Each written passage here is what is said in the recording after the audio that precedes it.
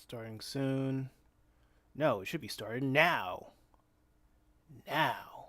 Alright. That looks fine. Um, Something tells me that this is too big. Maybe. Maybe. Oh no. Let me go over to the chat. Where did I put the chat? Stream UI.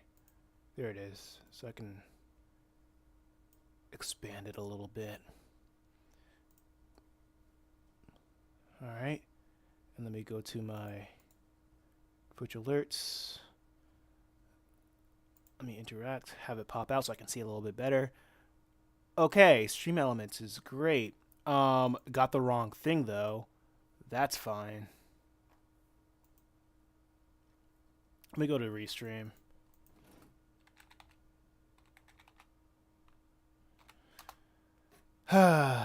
Big sigh. But let me see if oh. Oh, that's nice. I like that. Excellent connection. I didn't want to call it Vert Stream Test. Can I edit that? Okay, cool. It's edited. It's just late to the party. Let me go to edit the destination. What? Yeah, everything should be okay. What's it called here? What's it called here? Yeah, let's get back to Metal Hero. Yeah, everything's fine. Everything's fine. Okay. Move all that out the way. I think the only chat that I should be focusing in on is the Vert stream chat.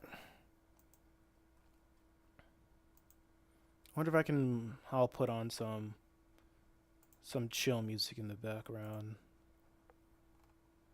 so I can drown out this silence.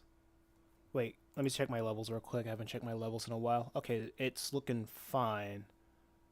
That's good. That's alright.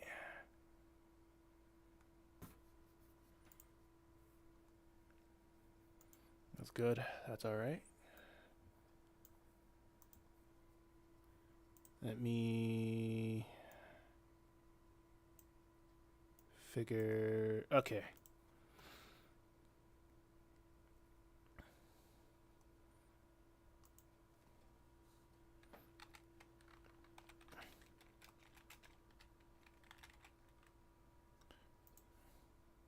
Okay.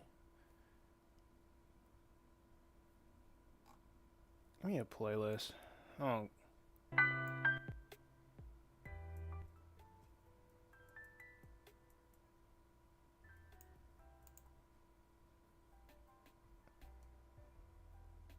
Okay, that's fine. All right. Let's get started.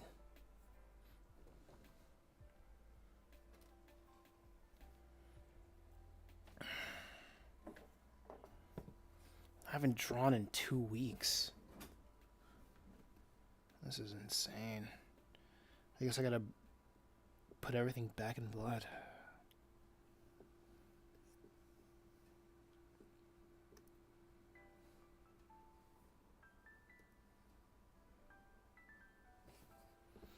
Yeah, this is. I don't. Wait, let's see how the levels of this I haven't checked.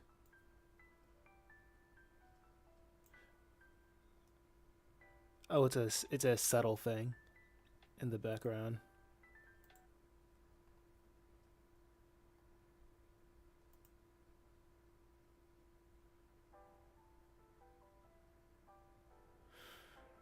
All right. Yeah.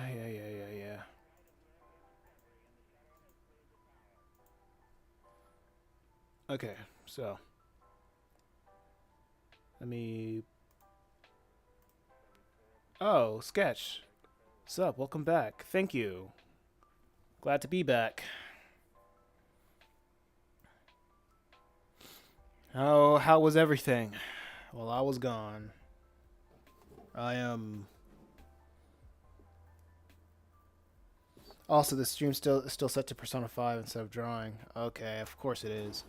Freaking course it is.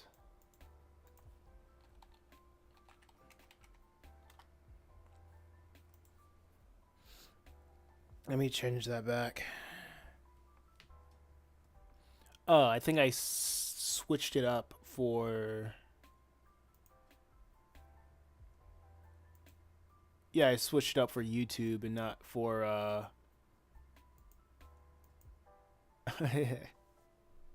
and not for Twitch. Eh, who even looks at me through Twitch anyway? Thought you were blessing me with a morning Persona 5. Nah, sorry about that. I will get back to Persona 5 soon though. I just have been trying to make more video content for the channel, and I now have commissions that I am obligated to work on. I feel like just not doing commissions anymore. I'm just not crazy about it. The more I work on them, the more it feels like I'd rather work on my own stuff. It just aggravates me that my own stuff isn't paying the bills. Because if my own stuff paid the bills, I'll be like, no, no. I'd be like, no commissions ever. But you gotta do what you gotta do. I should also check if my stream is working on YouTube. I think I'm streaming twice on YouTube. I forgot to check it on YouTube. And yeah, it's working. That is so sick.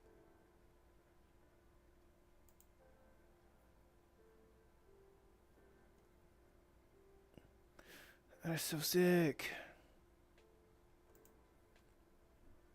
So, a couple days ago, I found out that you can stream vertically, and your stream would go into uh the feed of people's YouTube shorts.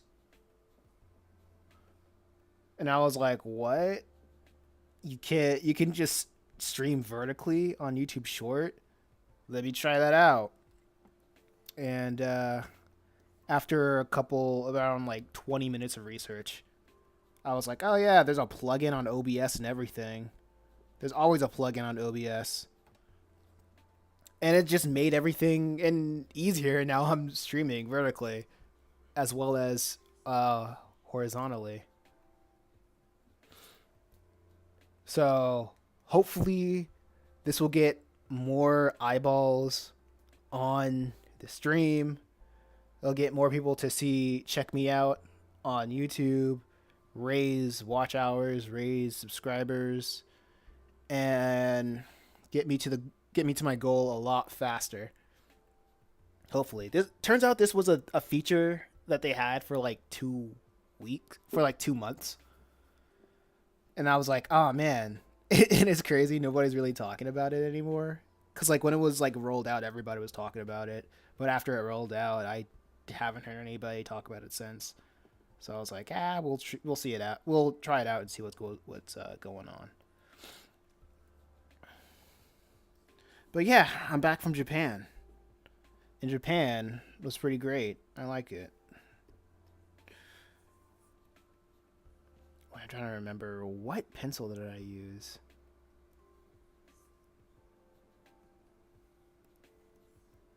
I know I used a pen. I can't believe I forgot the pencil.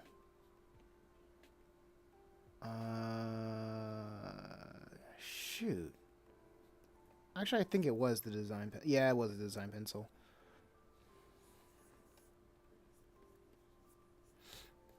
Yeah, Japan was pretty cool. I was gonna make a joke of saying Ah man, I suck at Persona, so I booked a flight to Japan to get better, but I forgot.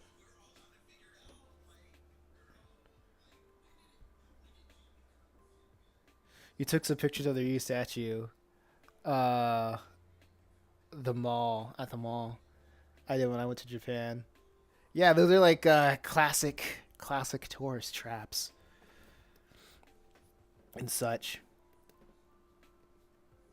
My brother was essentially the tour guide and for like the latter half of the vacation.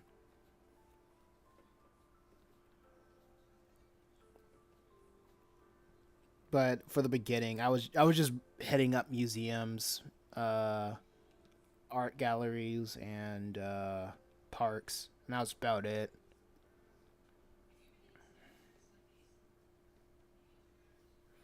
It was pretty nice.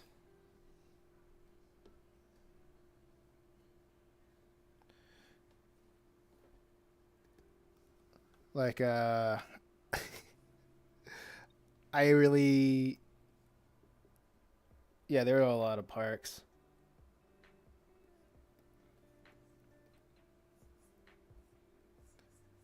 Yeah, exactly. I what else did I do?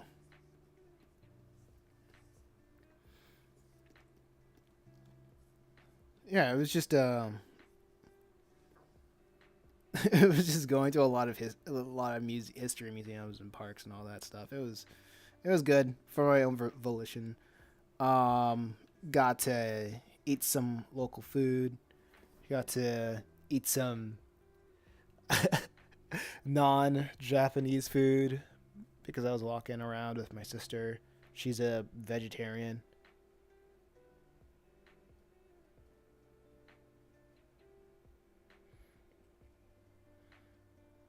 Your first time going? No, I went 4 years ago. I mean 7 years ago. Um, 7 years ago? No. Yeah, yeah, it had to be so. Yeah, yeah, it's 2024. Yeah, I went 7 years ago. It's a little bit different. I remember like you could just buy alcohol from the vending machines just easily, and they were just like everywhere. And now there's not a lot of that anymore. Um, my brother is saying that said that Japan has changed a lot ever since, but it really from me going back to it, it didn't really feel that different.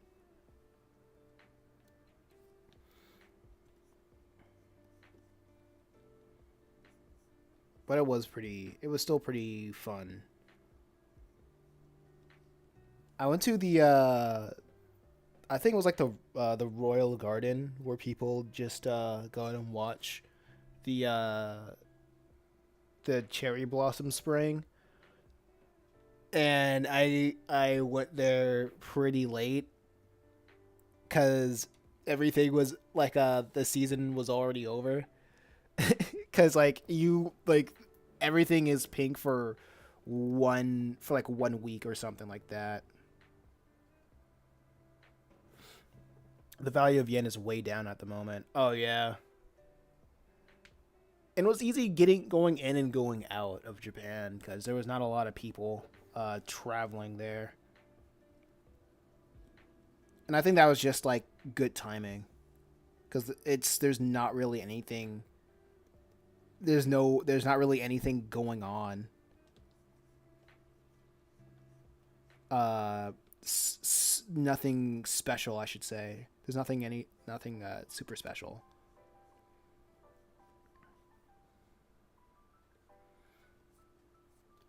One thing that I found weird. Oh yeah, I also went to zoos. I went to like three different zoos when I was out there.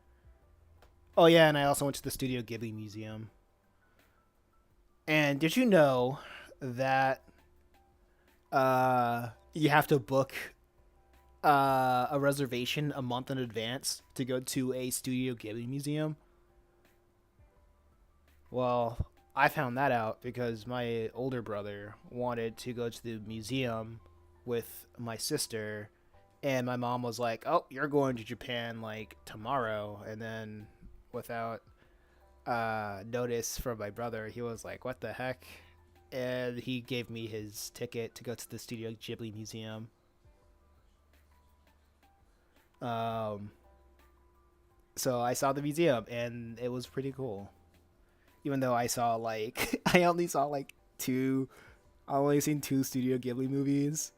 And if somebody asked me like what movies have I saw, I would be like, I think I remember Spirited Away, My Neighbor Totoro, and that one episode of Evangelion that they animated, and that's pretty much it for me.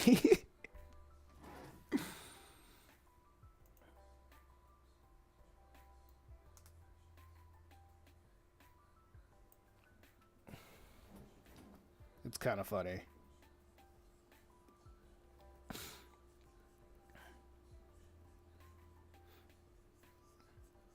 But they did give you like three strips of film as a ticket. Have you not watched Kiki's Delivery Service? Um, I guess Ghibli just wasn't really in my realm of interest because I don't watch a lot of movies.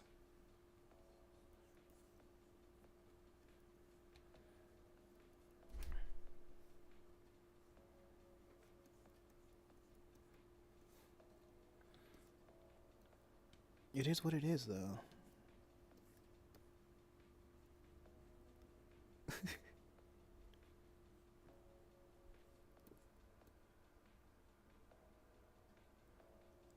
It's Scooby. What it do be do?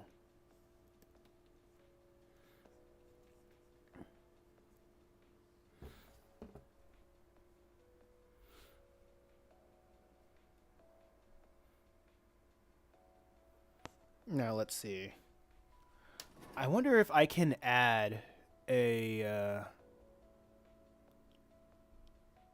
add the chat box into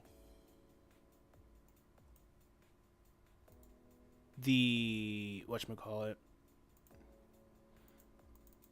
the vertical stream. If I add a new, oh no, it's a browser tab. It's a browser tab. Oh wait, I can just reuse it?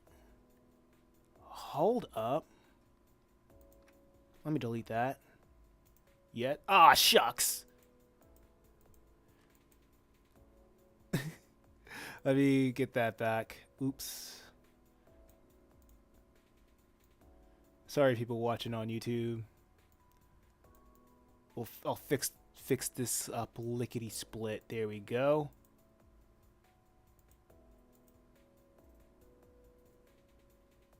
All right, so where's the browser thing?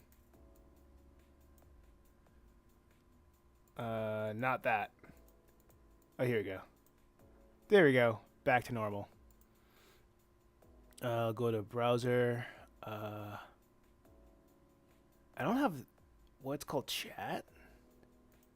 Oh, there it is. Wow, this is too much in the way. Oh well. Oh no, that's not what I wanted to do. This is annoying. Oh well. Last time. There we go. This sounds like a lot of nothing for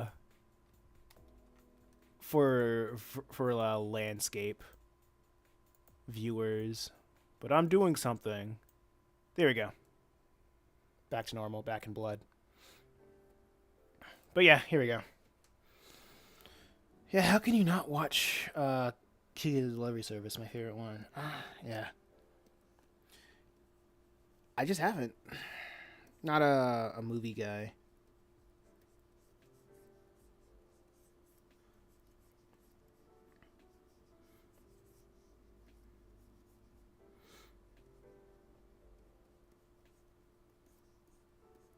I remember going back, uh, trying to get my global.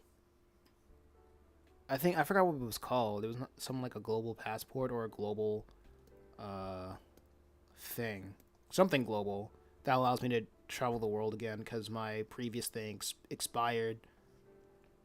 And like going through customs, they look through my passport, and I will always get, "Why were you in Israel and the UAE within the span of a week?" And I'm like, ugh. I was like, my mom was vacationing and she wanted to hop to different countries. Ugh, ugh.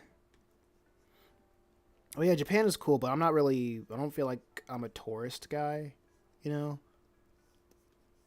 like I'll go to a place if I want to learn something. I'll go there and see like as much as I can learn about it. That's why I usually hit up museums and parks. Not museums and parks, or just like historical places, so I can learn. I don't really hit up like when I was younger. I would try to see like what that place can amuse me with, but I'm not really an amusement guy. I'm trying as I get older. I want more material that I can write that I can use for writing.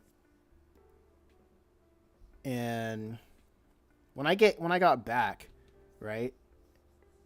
I no, not when I got back. I was in the Studio Ghibli Museum, and I had the inspiration to start writing to write light novels because I have like a couple of stories that I want to tell, and I don't have the time to make them into comics, so I'll just write them as like light novels instead. That feels like a better source of my time. Oh my gosh, I forgot I didn't even have the live chat on. I hope nobody was trying to talk. I hope I didn't miss out on anybody trying to talk in the live chat. If I did, uh, that'd be my B.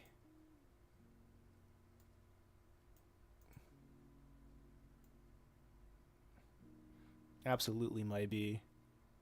But everything seems quiet on the vertical.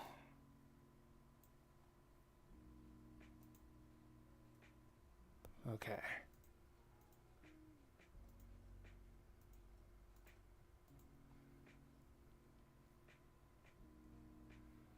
Yeah, everything seems fine. Everything seems fine. Oh, is everything going well?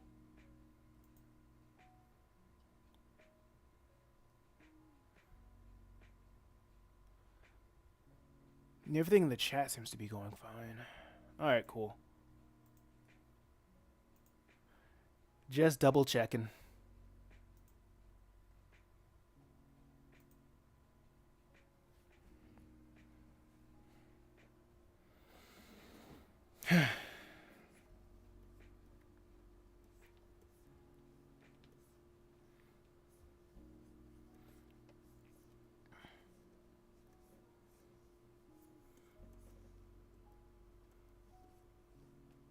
Oh, wait, yeah. I forgot. Malik has shorts.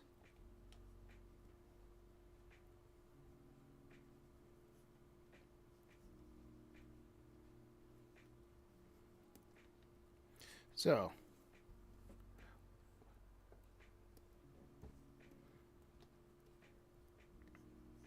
the one thing I thought was pretty interesting. Japan. I one thing that I do miss Japan is just the vending machine. The vending machines everywhere, and just how freaking super inexpensive everything is. it's insane. And how how better the food tastes, I guess. I remember on my way back from America, on my way back to Japan, back to America, I asked the flight attendant for like a can of Coca Cola, and she gave it to me. She poured it out, and I took a sip, and I was like, "Wow, I know that I'm in America because this Coke can tastes like utter diarrhea." And that got me back in my got me back to the old me. But it's good. It's very good. Sad day. Sad day. Also very clean. Oh yeah.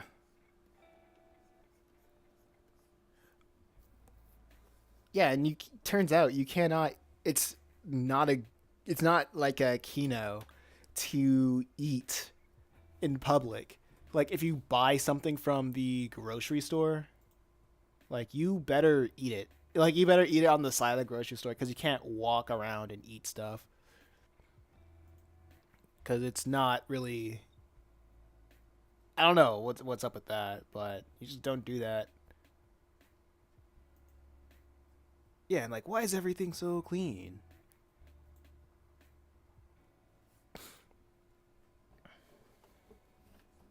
Like what is with all that? But it was a good. It was a good experience.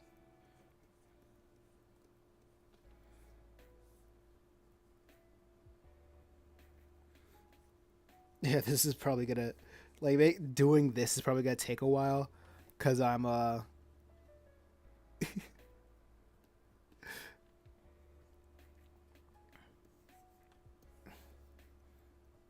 essentially relearning how to draw this character after like not drawing him for like 2 weeks, for like more than 2 weeks, almost a month.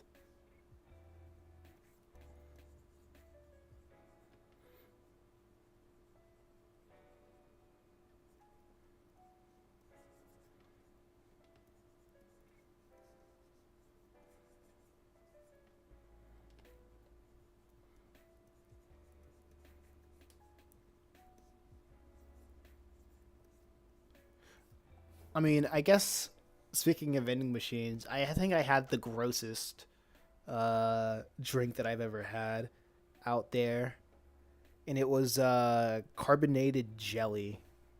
It was like I think it was like a first match carbonated jelly drink, and it was gross because like I looked at the instructions because and it was like once you open it, you have to drink it as fast as like as quickly as possible, and like the texture, the consistency, it was kind of gross. I don't know. I was not a fan of it. I had to like go to like the hostel bathroom and just like squeeze it out into the toilet and like flush it. It was just gross. I thought it was just gonna be like a just another carbonated drink, but a carbonated jelly drink. Man, Japan is weird. Like,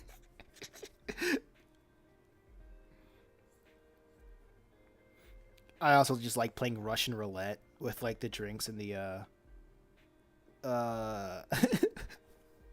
yeah. Yeah, I like playing Russian roulette with the drinks that I find in the whatchamacallit, and the vending machines.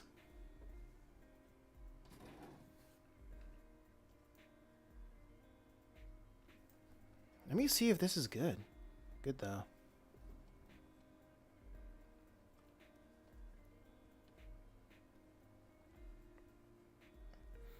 I'm looking to see if the thing is okay. It's good. It's fine. Like I keep looking back to the whatchamacallit, the vertical live stream to see if everything's like looking good.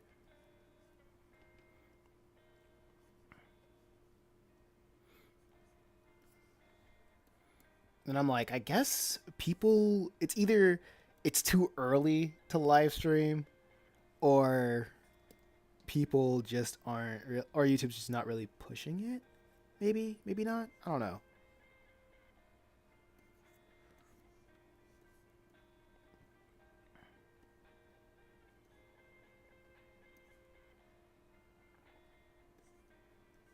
I don't know. I'm probably tripping.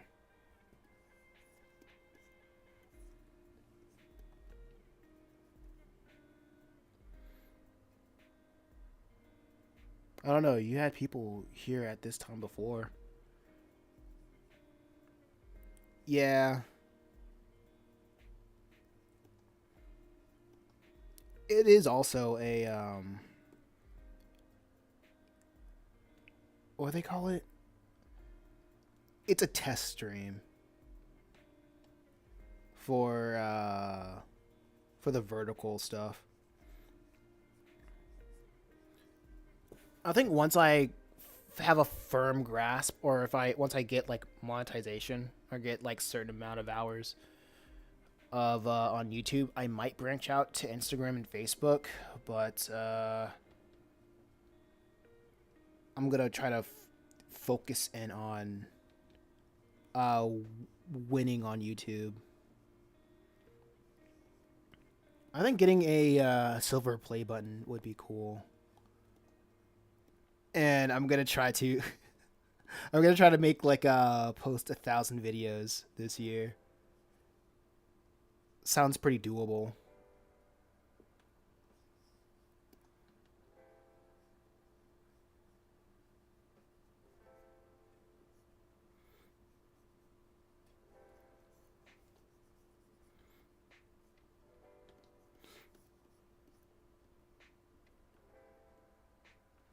Yeah, I know that.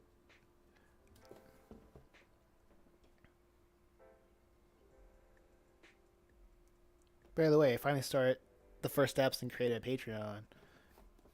Ah, cool beans.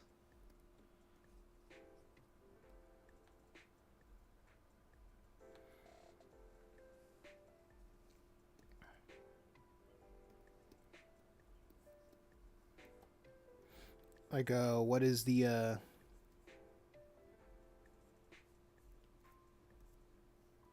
when are you going to launch it? Are you just feeling the entire Patreon scene out or something like that? Just just seeing what you can get away with.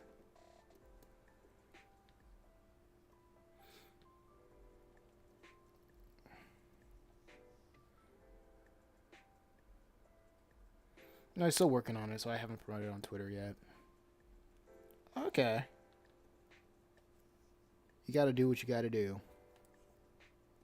Feel it out, feel the scene, do it, get in the words of Miss Frizzle from the Magic School Bus, get messy, make mistakes. Uh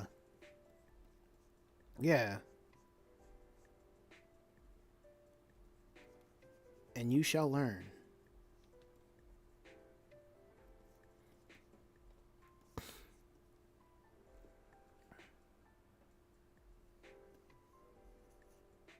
Oh yeah, I also went to an animation museum.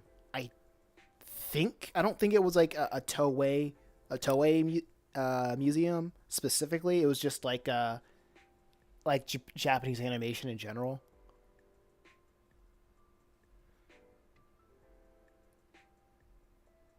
Right now, I just posted my manga chapters on there. Yeah, get a feel for it. You got this. And that museum was pretty good. The museum was pretty tight. They had a booth for dubbing. Uh, it was like they had like a sample of Astro Boy and two other animes that you can like dub, uh, or like do the sound effects for with your mouth. and it was a pretty fun. It was a pretty fun experience. Oh yeah, they also had like an animation station while I was there. It was not. It was very nice.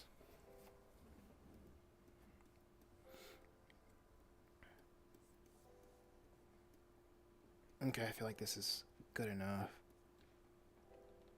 I'm trying to remember everything about this character who I haven't drawn in like forever. I think I can get away with duplication.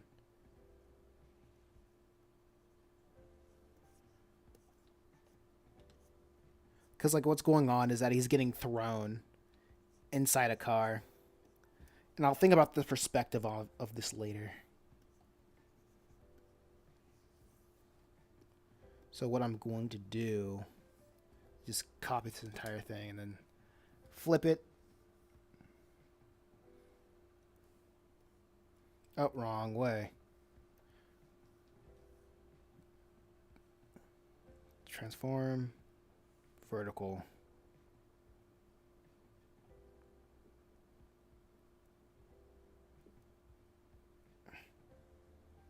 Yeah, well, it's of course angled. Yeah, that looks good.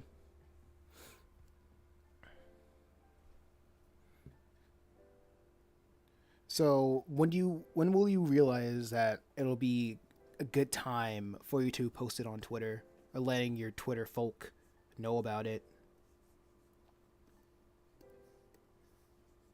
Also, just a little heads up: don't expect a high conversion rate. That's just for anything. Just the more you go at it and the more you promote it, you'll wear people down. that's what. That's essentially what advertising is about. Honestly, just wearing people down.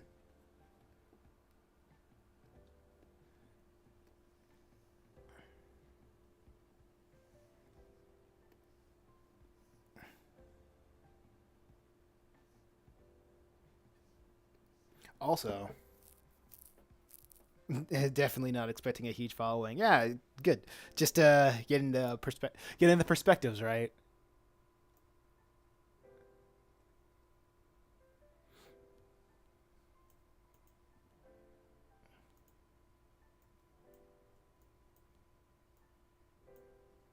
Ah, man, somebody did say something in chat. Ah, crap. Apparently.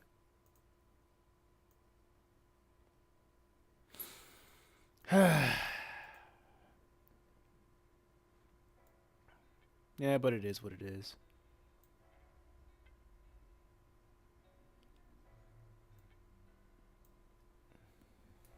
Definitely not expecting a huge following. You know what? I'm gonna try it out though. I will try it out.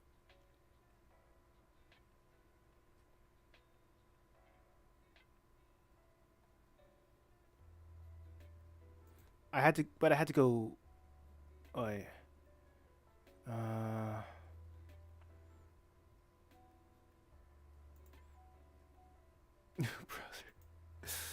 Ugh. Yeah, I guess I'll do browser.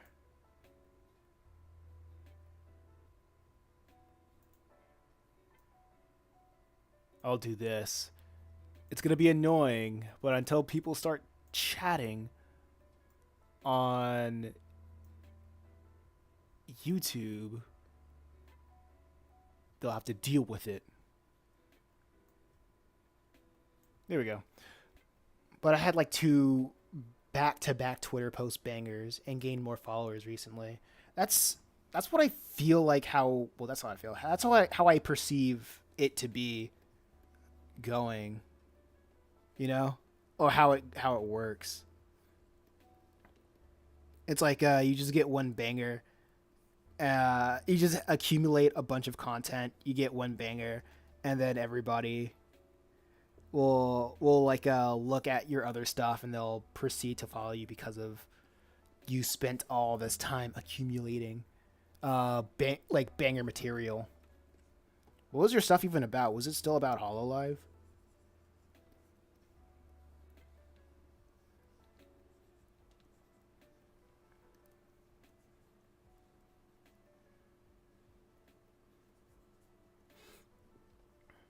And congratulations on the banger, on the bangers. I think I'm just gonna get me personally. I've forgot my Twitter account, my Twitter password, but when I do remember it, I'm going to delete it. Still Hololive, one page comedy skits. Okay, that's good.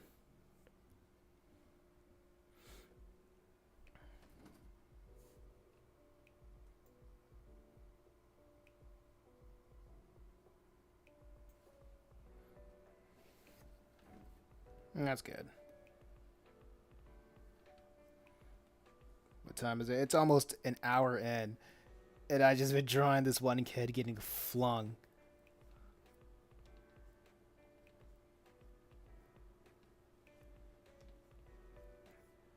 Rip him.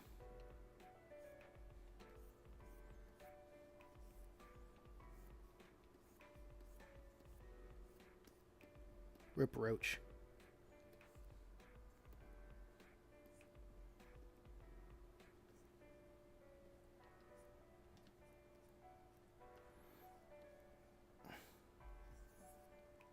Okay, so that's... Yeah, this is fine. This looks fine.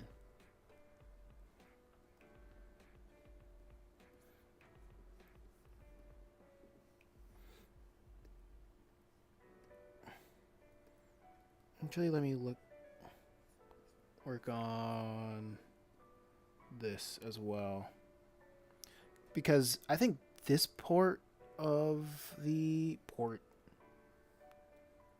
this part of the comic is going to be like 8 or 7 pages.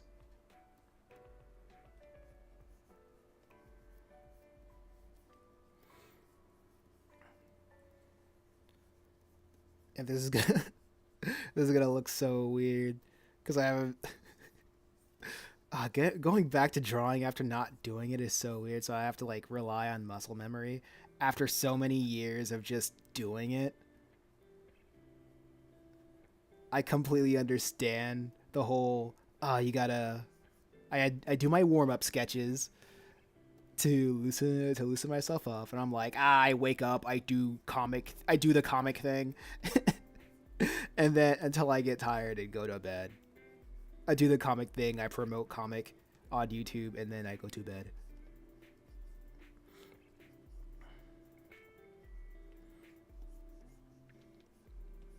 It is what it is, though.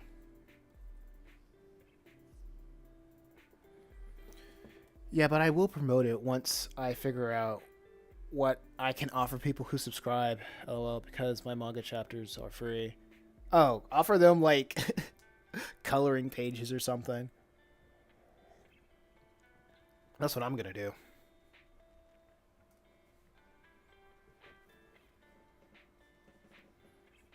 Like probably illustrate, like commission somebody to make a line art illustration of characters, and it's like, oh hey, if you like this story, uh here's a completely original sketch, not sketch, but line art that you yourself can color in and send it to me. Because I just had this thought like earlier today that things don't really get around, like word of mouth is very broad. There are many forms of word of mouth marketing, right? And the word of mouth marketing that I nearly see every day of Pizza Tower are people making memes, making animations, just making any kind of art for it. So literally anybody can color. Like if you can see, like anybody can color, and people like looking at pretty things.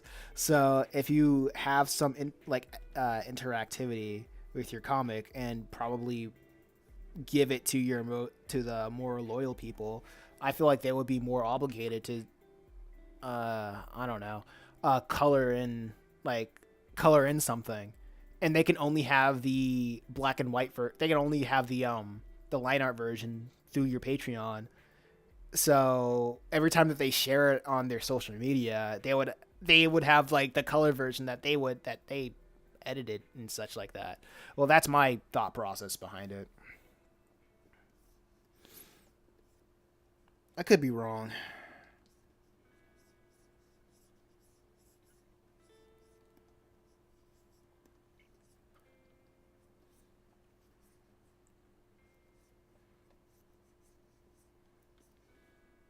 Marketing is fun. I was also thinking about offering a lot of behind the scenes stuff that I never posted anywhere, like page sketches, character design sheets, etc. Yeah, that too. You can never really go wrong with behind the scenes with BTS.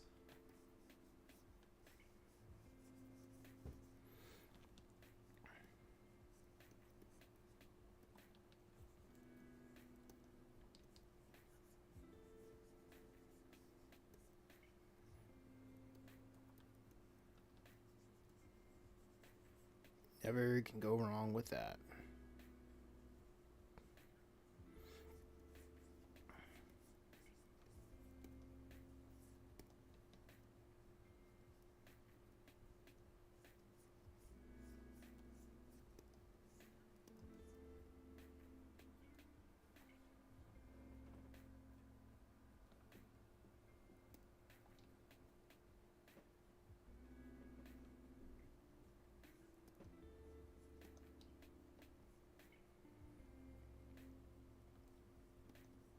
Okay, let's see.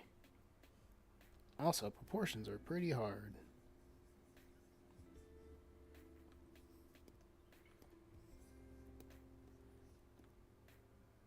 I'm also trying to keep my Patreon exclusive to my own manga and stuff related. Okay.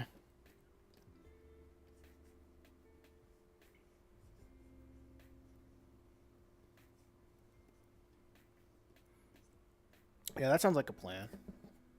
Something I advocate. Something for the real ones.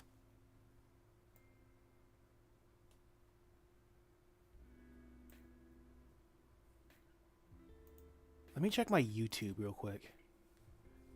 Cause I if I'm right, then I should be streaming twice at the same time. And I wonder how YouTube is a handling that.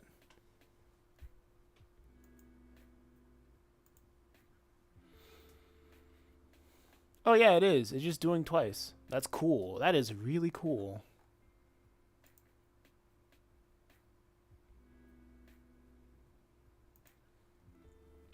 But I think I'm going to do. I think what I'm gonna do is like after this stream, I'm just gonna keep up the I'm gonna keep up the horizontal live stream.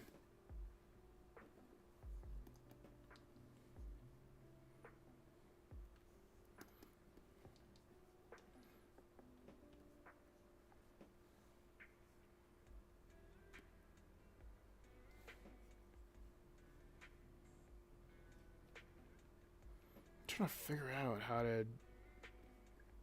to skeleton this.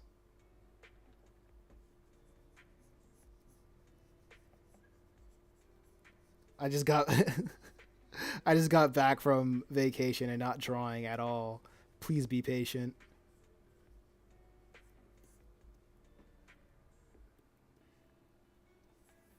Actually, if I'm having troubles drawing something,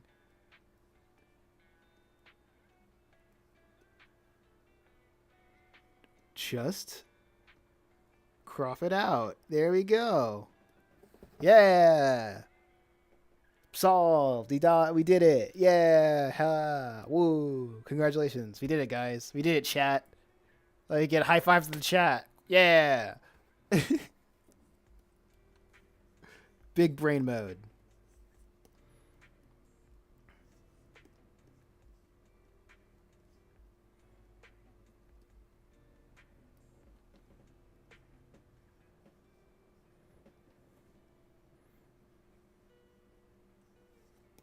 I like to thank the Academy for this art hack And I'd like to thank YouTube Academy.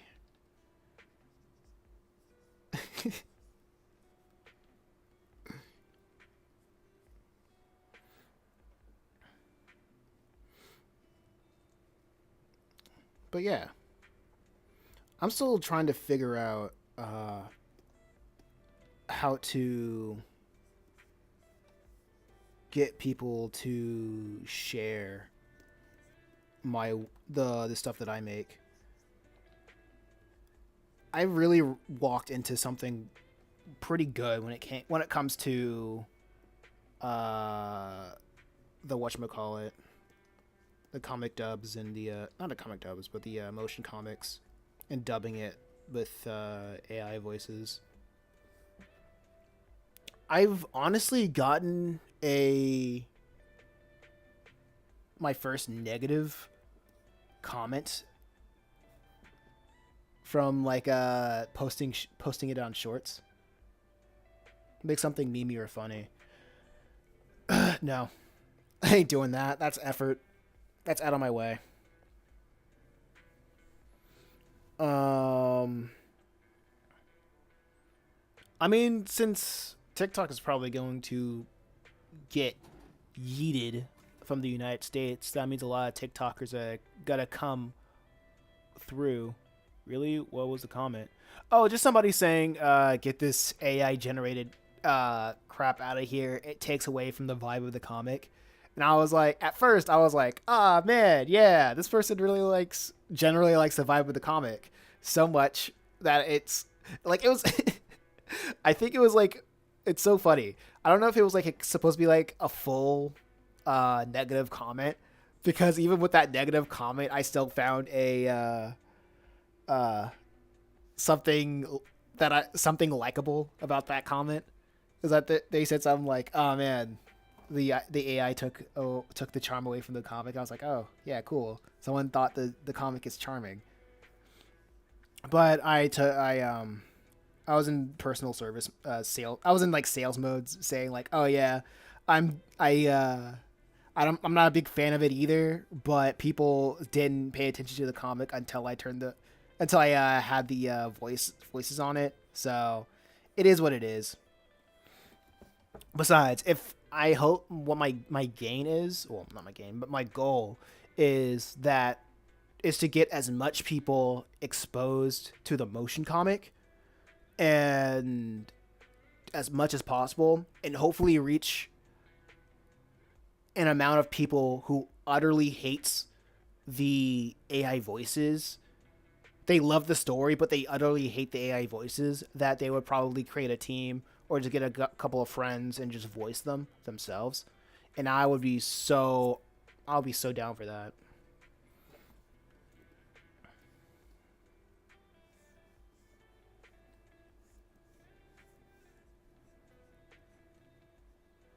That's my goal for it. Well, that's a not a goal, but like that's a good side quest.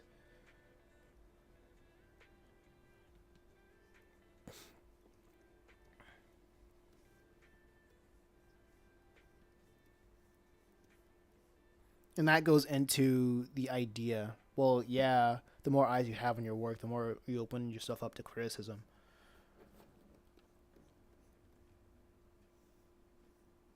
Yeah. And I feel like saying, "Oh, if you want it like X, Y, and Z, then why don't you pay me?" I don't feel like that's gonna be helpful to literally anybody. I'd rather have, I'd rather be, I think knowing that if they're not putting any money into making the production better, then their ideas, their criticisms are just that. And I'll leave it at that.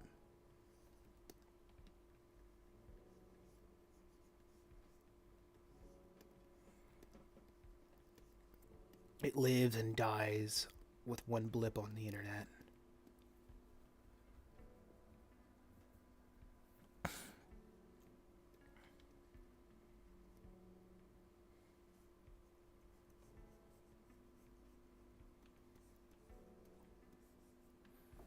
And honestly, it's just difficult to get.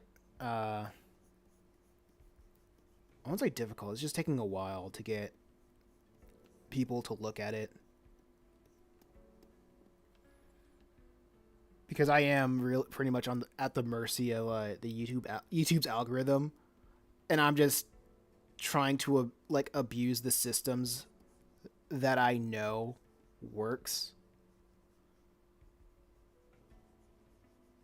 Abuse like certain practices that I know works at the time, or just doing just superstitions, like putting tags in the description, adding hashtags and stuff.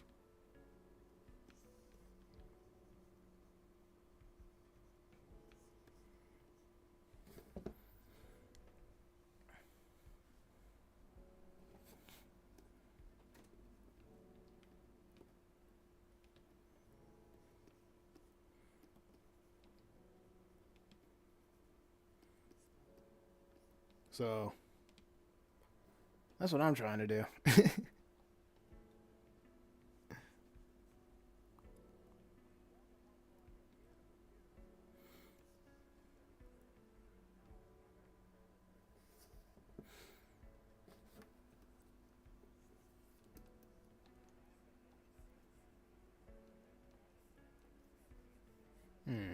Let's see.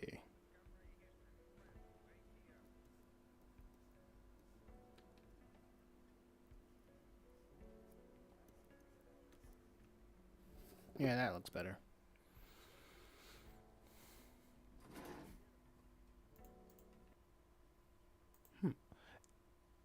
For a second, it sounded like I had something else going on in the background. I guess that's just me.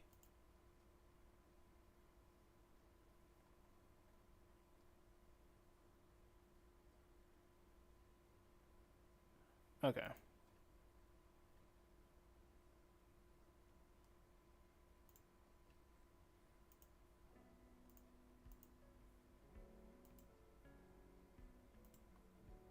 So let me check on something. There we go.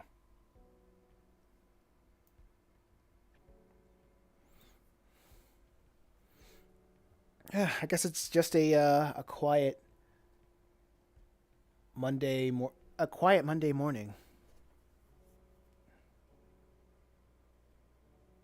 Can't really do anything about that.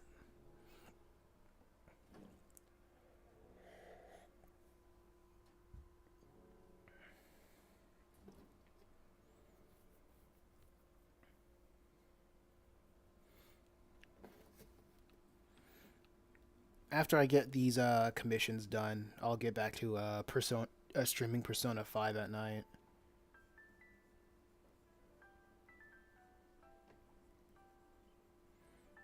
I know there's this one guy who saw my animation, like the quick dirty animation I did when I was out in an animation museum. And he said, "Oh, can you do animation?" And I was like, "Yeah." Can it be used in like can it be used in a game engines? And I'm like, technically, yeah, I guess. And then he said like, "How? Give me your rates," and I gave him the rates, and they would just exchange information. It was like, "How much time does it take to do animation?" And I was like, "It really depends. Like, it could be like a week or a month. I don't know. I don't know." At this time, he didn't show me like what his character was or what he wanted the character to do, and he said, "Oh yeah, can you? Here's what the character looks like. We could talk about the price later. Can you have it animated, but for me, in a week?" And I'm like, "What? In a week?" And I'm like, "What do you want me? What do you want me to have him do?" It's like he wanted a spread, like a 2D cutout spreadsheet of the character walking, jumping, and running. And I was still out in Japan. I was away from my computer during all of this, and I still haven't started on it. I'm probably gonna tell him that I'm gonna deny the commission, honestly, because I'm not really feeling it. I'm not really feeling it. I'm tired.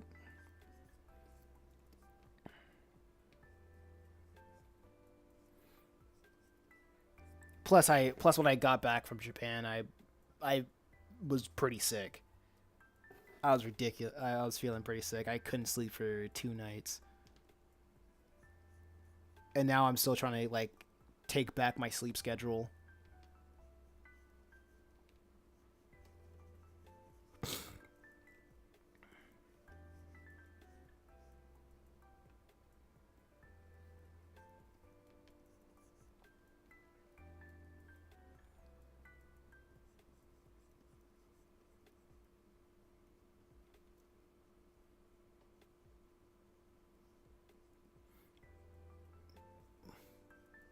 Like I know how to animate. It's just that I haven't really done it in a while.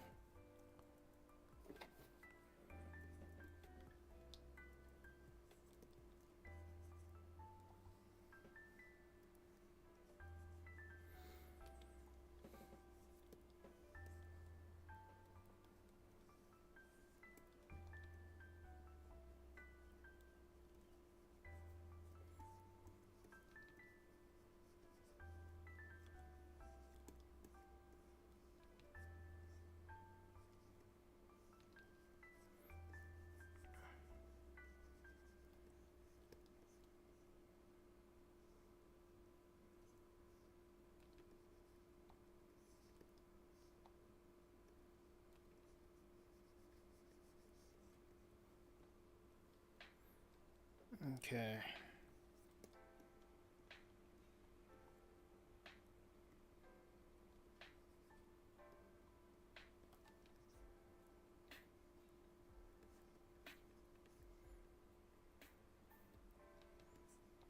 Oh wait, no, she has a jacket on. Let me see. Let me look at her. A different panel. Yeah, she has a jacket on.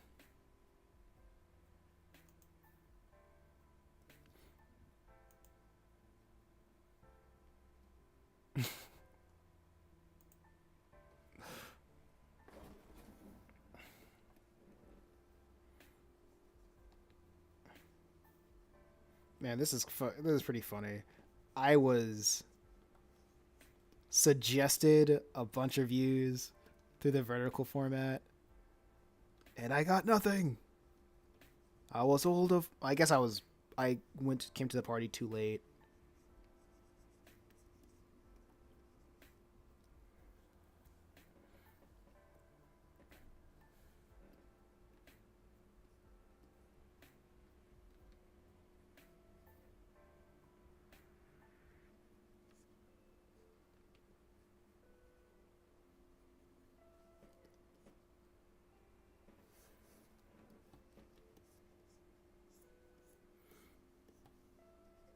And plus, I probably shouldn't listen to YouTube comment testimonials.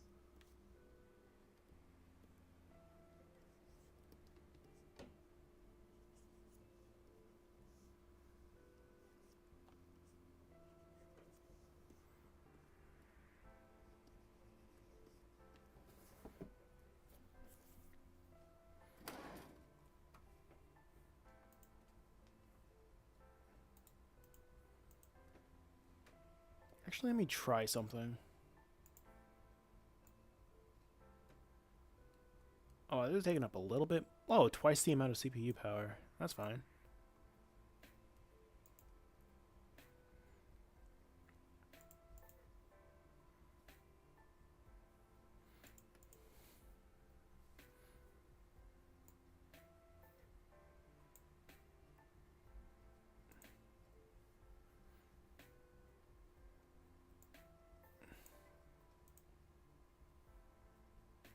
Hmm. Very interesting. 22 impressions. Curious. Okay.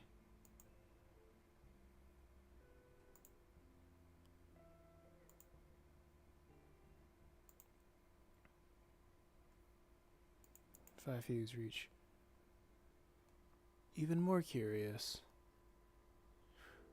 Okay.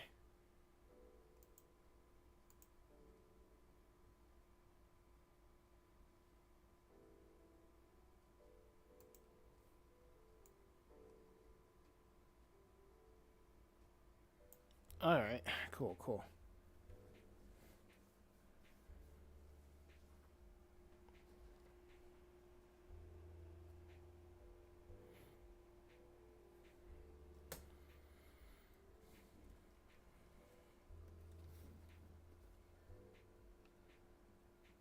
Now let me see.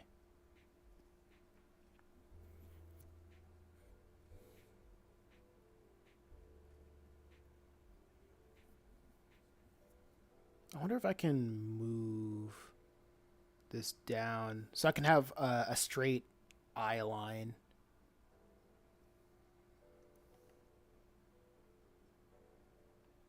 So like she slams the door over here, and she's looking at the camera.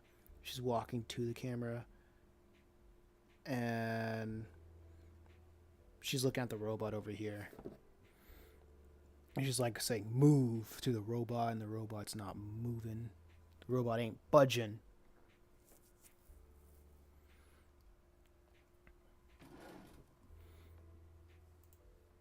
At least that's the idea. At least that's the idea.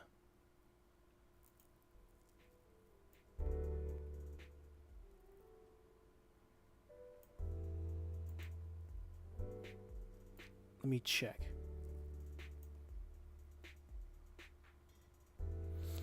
Alright, everything seems fine.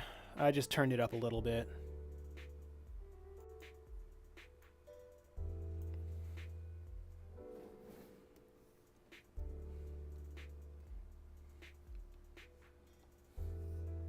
Okay, now let me move this. Yep, this is the panel.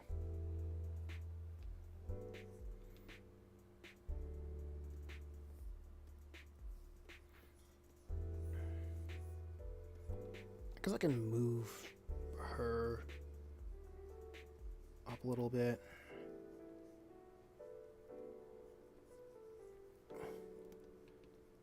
It says it.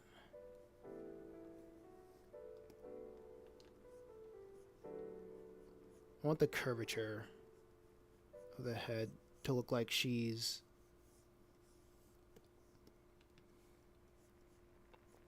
has some dimension. So this is the back of the ear.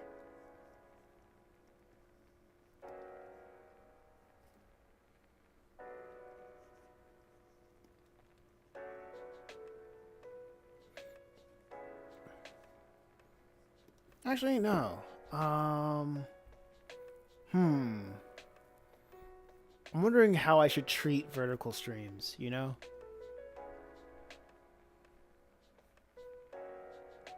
I really don't know. I really don't know. If I should keep them or not. Nah.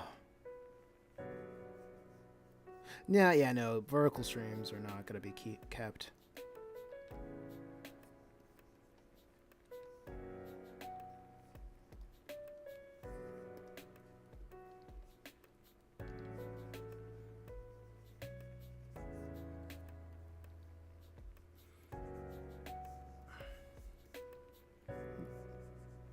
That's going to be the end of that. Because that... Well, technically it's duplicate content, but the landscape, the landscape streams are, or just more, it's just better to look back at, I feel. I don't know. Maybe I'm wrong. I'll try it.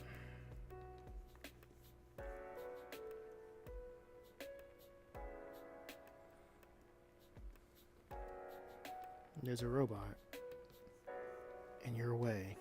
What do you do?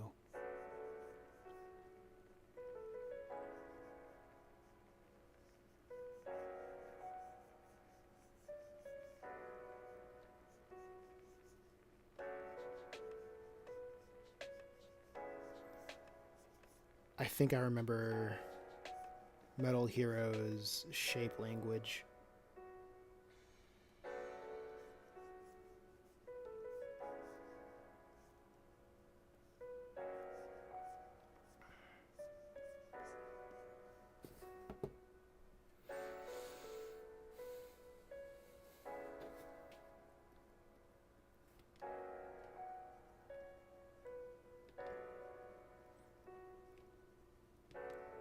remember it enough for doing something like this.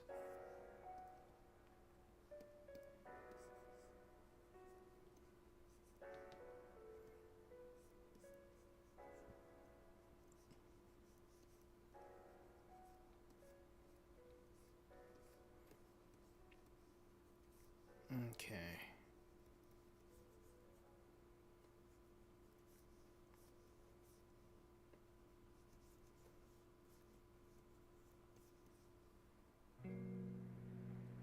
Okay.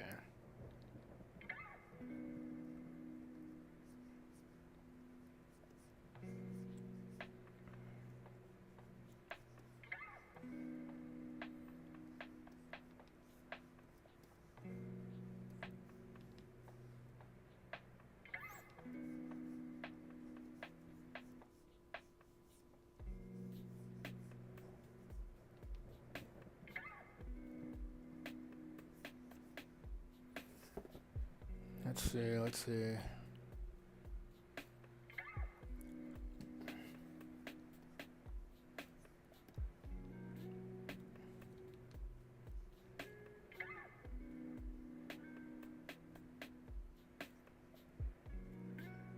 think he's just chilling here.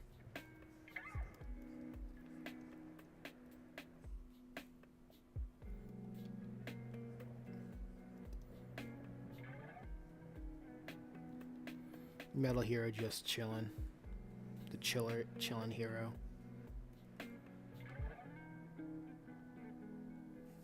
Christmas Bush, you're alive. Hey, Christmas Bush, welcome to the chat. And I noticed you're on the live you're on the vertical live stream.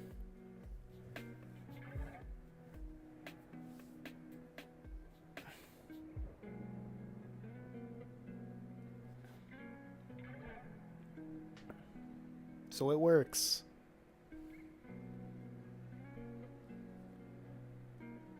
I wonder if the audio is working though. I mean, I'm glad, but I feel like absolute crap right now. What happened?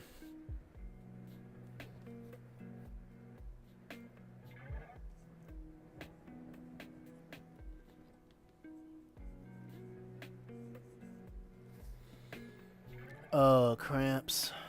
Oh, I feel that. I understand.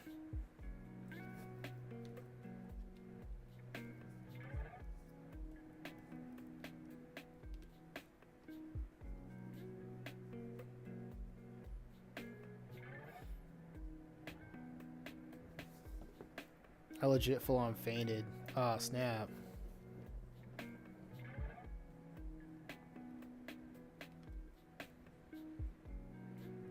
I'm sorry to hear that.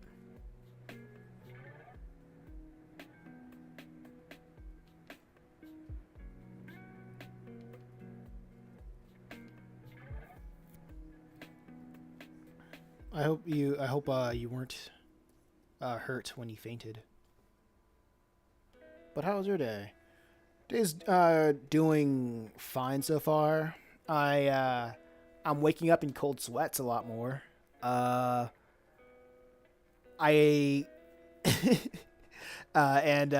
that's a good thing because I'm going to bed. My body's I'm allowed to rest now. Now that my body isn't dead, isn't trying to kill myself, isn't trying to kill itself or something like that. Japan was fun. And yeah, now I'm here. I woke up. I decided, hey, I should stream. Hey, I should try out this vertical live stream thing. Because I heard that this was going to be a cool new way for people to discover my channel. And so far, false bag of goods. It just feels like regular live streaming. I did this because I heard that YouTube was every time YouTube does something new, they promote the heck out of it. And I don't know, it doesn't really feel too different. from just regularly streaming on YouTube. Landscape, regular mode. Maybe not a lot of people look at a YouTube Shorts. I don't know, because that's what it's supposed to do. You're supposed to like see this on like the your YouTube Shorts feed, as the saying goes.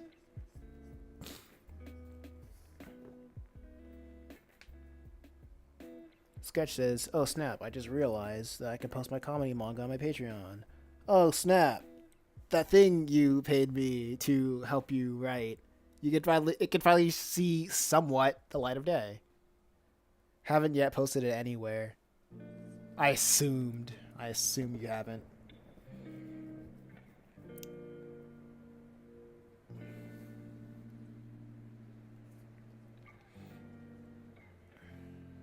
Wait, how did I even... Okay, so...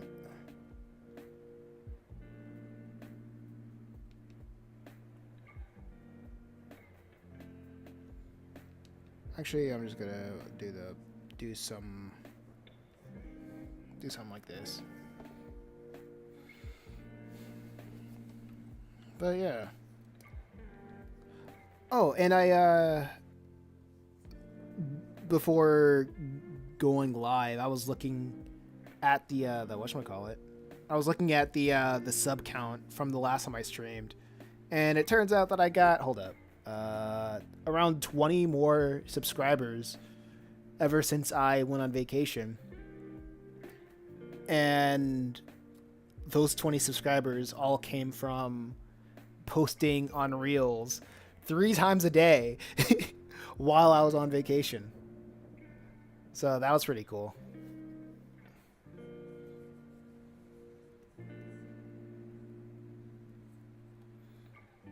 I think while I was on vacation, I was like, you know what? I'm kind of tired of worrying about how many posts I'll have until I get to like a certain amount of number.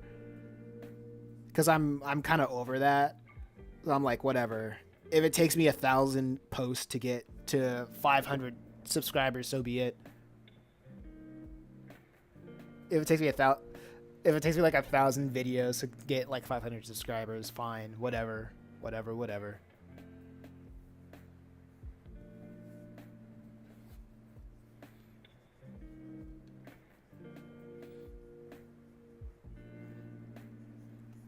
So now, I'm trying to post Reels 3 times a day. Still making their usual content. And, yeah, just full on content train.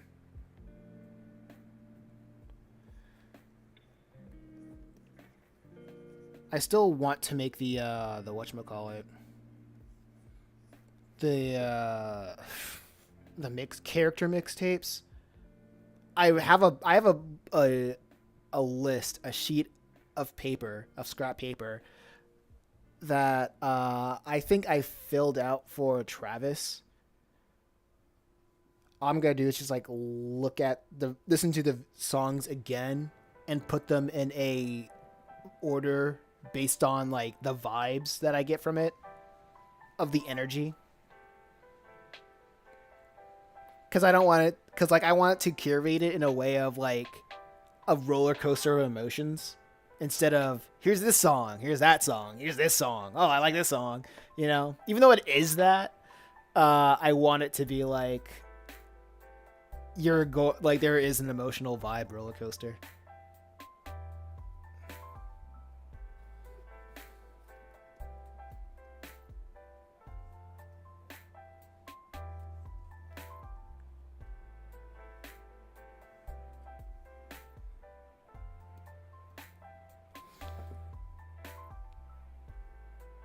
I mean, my school would have ended like 18 minutes ago, so people probably would have seen this on Shorts.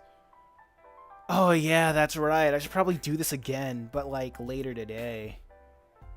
You're right. I'll probably I'll stream again like tonight, but at like 7 p.m. I'm just gonna draw like at 7 p.m. for about like an hour and see how well that does, especially at least for like the people in the West or like an American the West American audiences.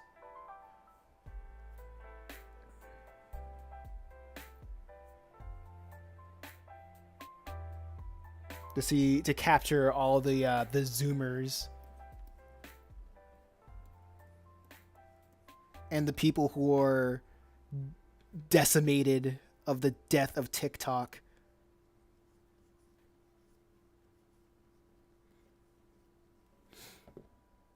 Are you gonna play Persona?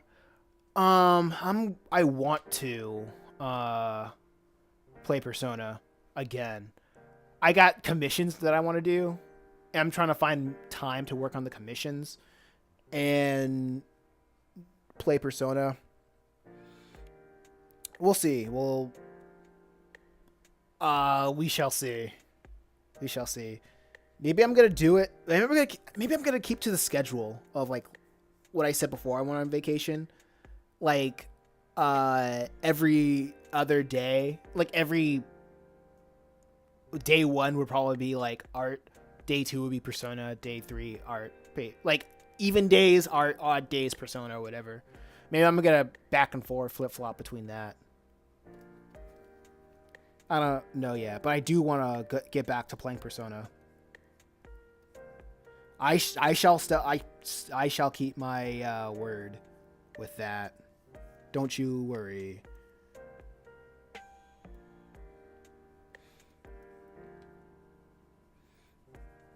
And playing Persona is also confusing the algorithm about what my channel is, I guess.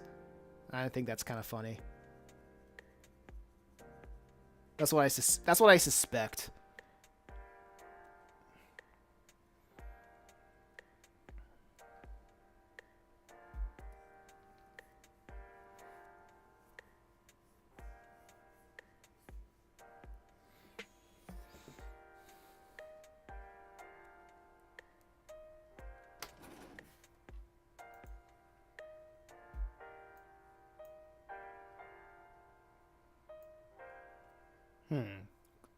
Excellent connection. Likes. Okay, cool.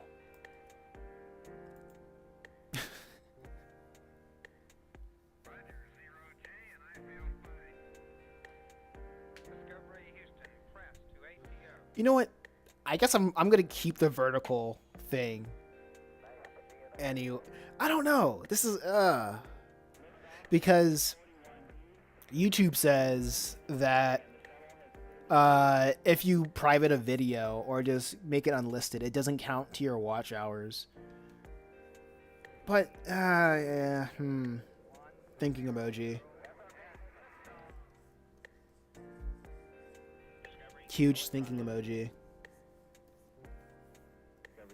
Nah, no. I'm gonna until like this thing earns its stripes of how useful it is to me. I'll just keep after this whole stream is over with. I'm going to just unlist the vertical streams.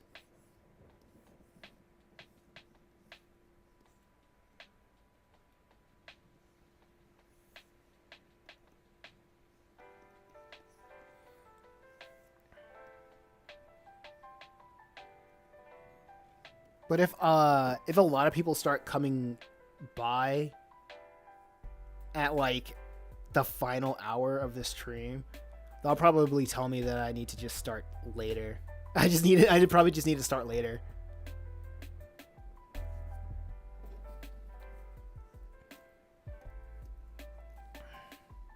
I'm starting the stream too soon. Maybe.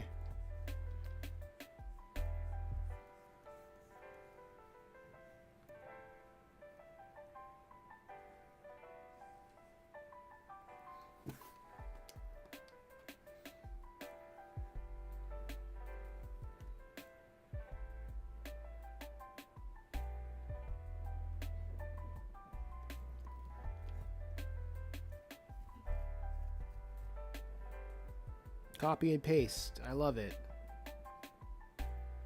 No, not really. I don't. It has no style. It has no grace.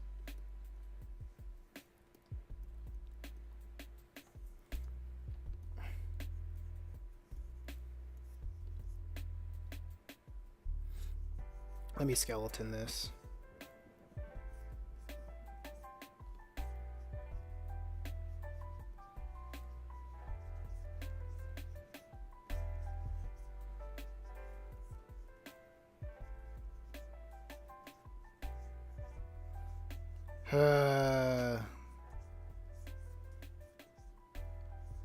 This looks way better already.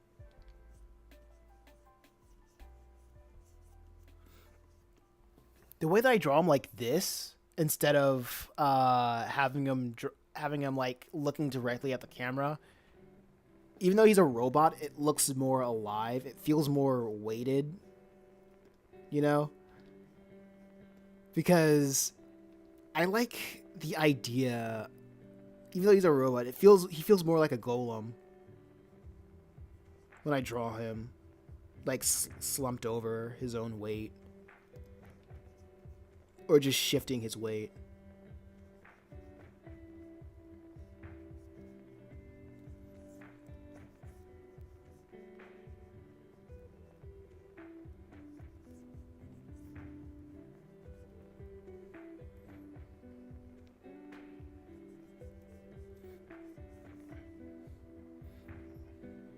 And also, the one thing that I noticed I was just unintentionally works for the vertical streams is that whatever I focus on, that's what the stream shows. So I don't have to worry about a lot. I don't have to worry about that much.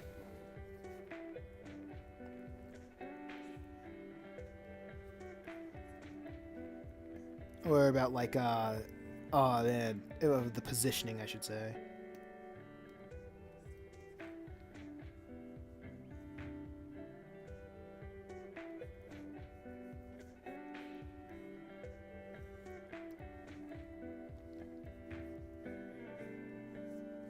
But it is a Monday. A lot of people, they do not like Mondays. And they're super busy.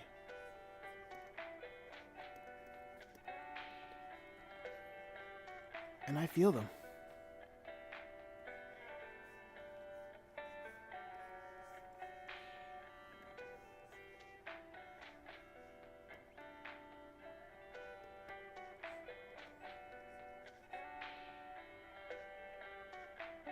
What's there to like about Mondays? You're alive. That's something to like about Mondays. You woke up to see a Monday.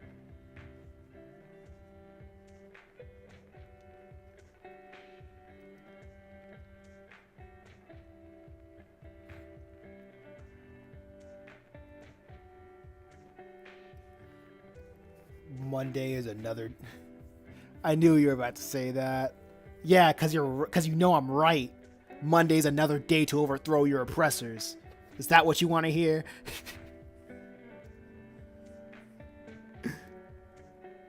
Semantics.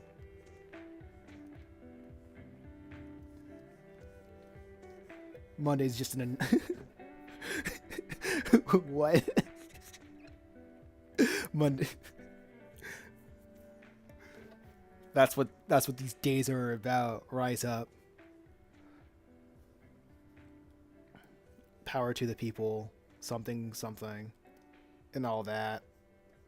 I guess. IG. Instagram.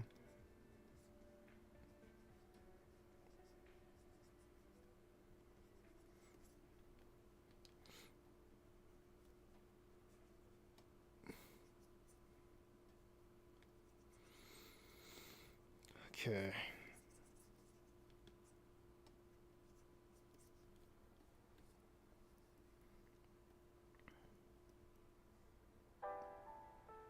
Well. So Christmas bush. How were you keeping yourself while I was away? How were you? Or how are... Well, I already asked, how are you? What are some new things that you have learned?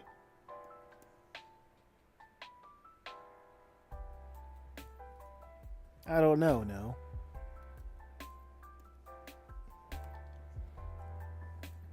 YouTube Shorts.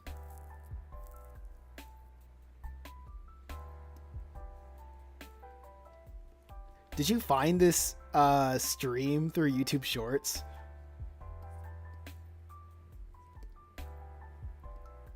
I'm guessing. I'm seeing if YouTube did its job.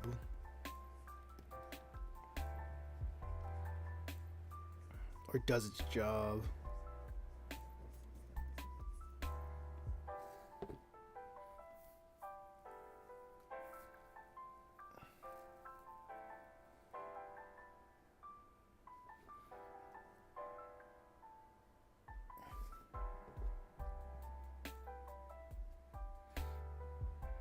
The metal reactivity series is what I'm studying.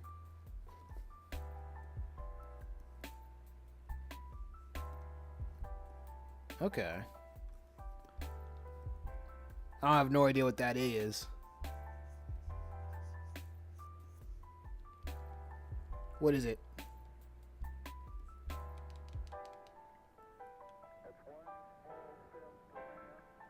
And I'm not passing the science test in 4 days. I believe in you.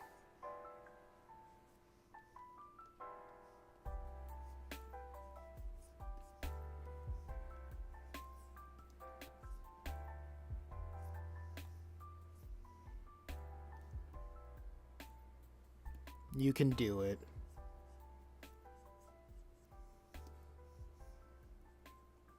Good vibes and cherry pies.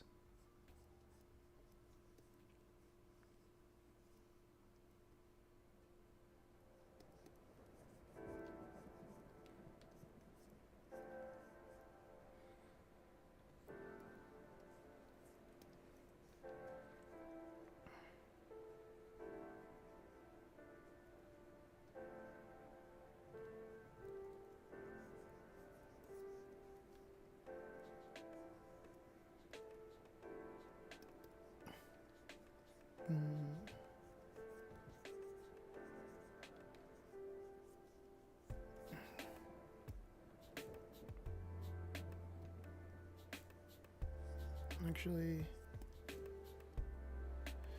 potassium, sodium, lithium, aluminum, magnesium, tin, lead, iron, hydrogen, copper, silver, gold, platinum. Hey, I know what those are, and that's because I've just been binge watching Nile Red videos for the as of late. Just chemistry freaking videos to go to sleep to.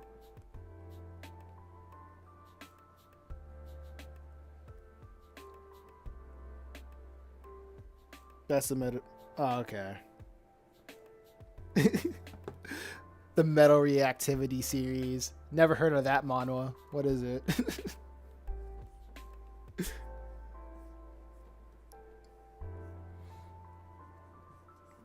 I'm joking.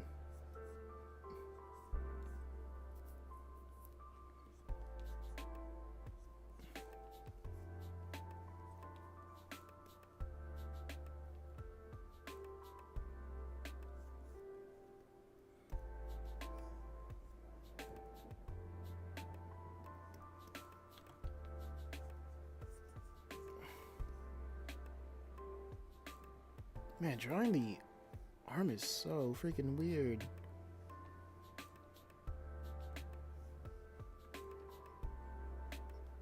That's for later. I already spent enough time working on it.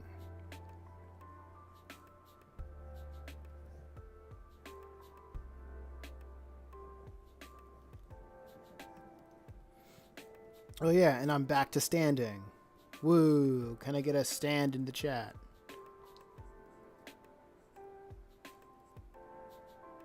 back to drawing and standing after an entire week of walking and walking.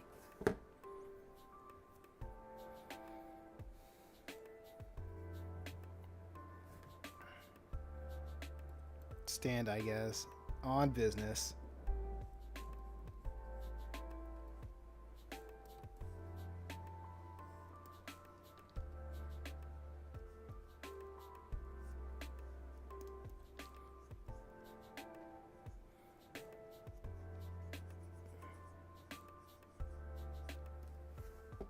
But how's it feel to be back in school after being put out of it? The Christmas bush lore continues.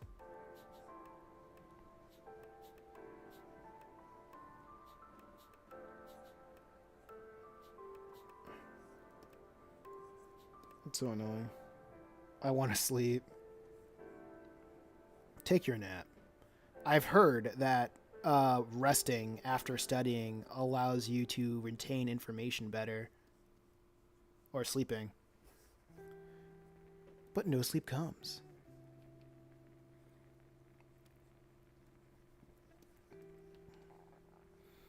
Okay.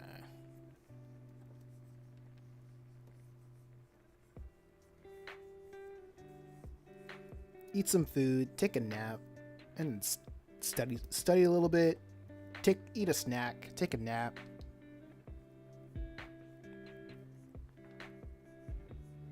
Don't stress out. But don't take academic advice from me. I'm terrible. I barely passed high school, so don't take advice from me.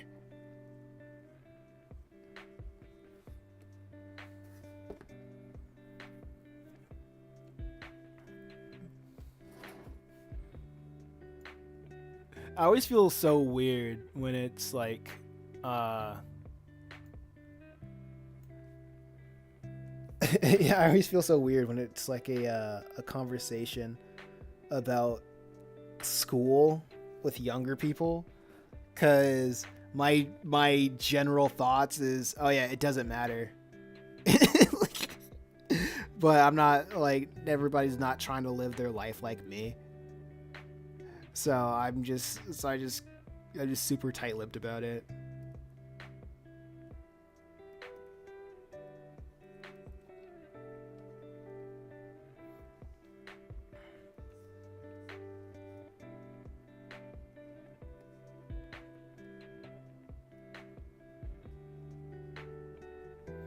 I feel like even if I was good at school, I don't think I would be a happier person.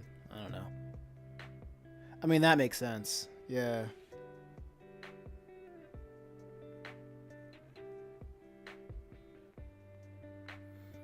But one advice that I took throughout high school when I was when I was still attending or whatever was my French teacher said there's really nothing on this earth that's worth losing sleep over.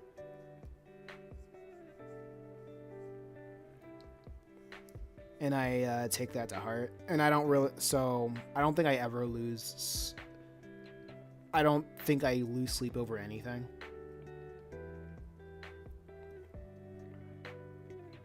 You either manage your time better or you don't.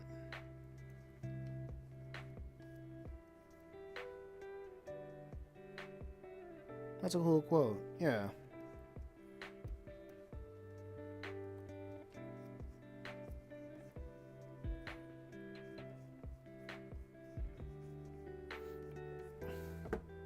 She was a pretty cool teacher. So from that point onward, I was like, you know what? This is stupid. I'm going to try to learn about it. But all you can really do is try your best, I guess. And sometimes your best isn't even enough, so you have to find a way to cope with that. in a healthy way, in a healthy way, in a healthy way.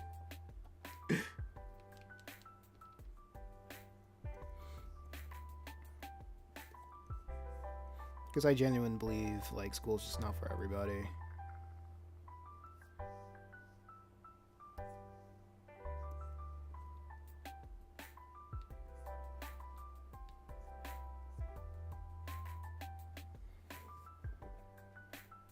Well, I have to lose my sleep over French, though. I have no idea how to speak it, but somehow I'm set in one. Oh, yeah, I remember when I gotta maintain that. I think one thing that I thought it was just so dumb about, like, the whole school culture is it doesn't matter if, like, you learn anything. All that matters is if you just went through it. And I don't think that's a system that's going to change. I don't know. It's like... I think that was just my entire high school experience. Is like, oh yeah, did you learn anything? Oh yeah, I just learned how to like just ignore everything until I'm done over with it. Until I'm done with it.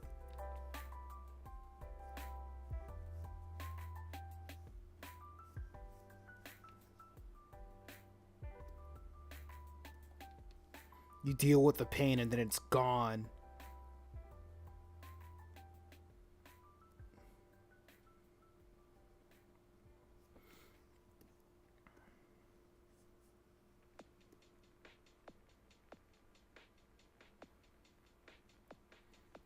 And so yeah, I gotta maintain that. But you got this. You gotta deal with the pain.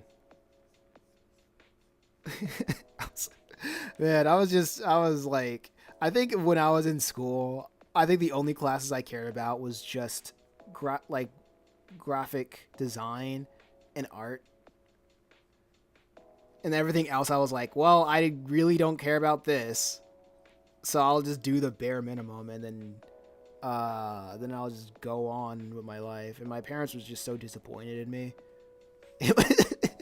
And like I think I was like I'm the fourth child that they had to go through it, but like because everybody went through that era of like just checking out, they were just so tired of like me being the fourth one. They're like, whatever, kid, just get your diploma and then whatever. It was so funny. When graduation came around, I told my dad that I wanted to drop out, and he was like, "No, don't drop out because your sister. Everybody gave your sister money for graduating," and I was like, "Sure, fine." So I stuck around until graduation. I wanted to drop out, but I stuck around until graduation, and my parents had like a whole entire rollout. Yeah, they had an entire rollout of sending like stuff to my relatives saying, "Oh yeah, our son graduating high school, send him money and whatnot." And when graduation came around, no one sent me money. I just got a bunch of congratulations and nothing. And I remember I looked to my dad and I was like, "Hey dad, remember when you said people would send me money for graduating, for doing the thing that I really, really didn't want to do?" And now when that time came, I just got nothing. And then my dad was like, "All right, son, what do you want?" And I said, I want a drawing tablet. I want a Cintiq." And that Cintiq served me for like 7 years, like 7 years.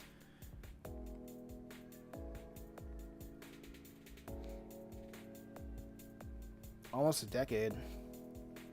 Until like I had to get a new one because it was an obsolete model. Like I needed to get like a new stylus for it, but they weren't. But the model, the company that I got it from, they weren't making new stylists for that model. So it was either I would have to like gamble the risk of getting a new pen. I had a time constraint because I think I recently finished a segment or a chapter of a series I was working on. It's probably Purgatory Academy, most likely. And it was like during the break period, so I was either thinking of either gambling on using a different stylus to go with my old drawing tablet, or just buy a new drawing tablet and just not risk it. I ended up buying the new drawing tablet, and it honestly it was a good good use. It was a good choice. The new drawing tablet scratches up a lot more, but hey, it does what I want it to do, and it does what I want it to do, and that's what I want. That's what I ask for.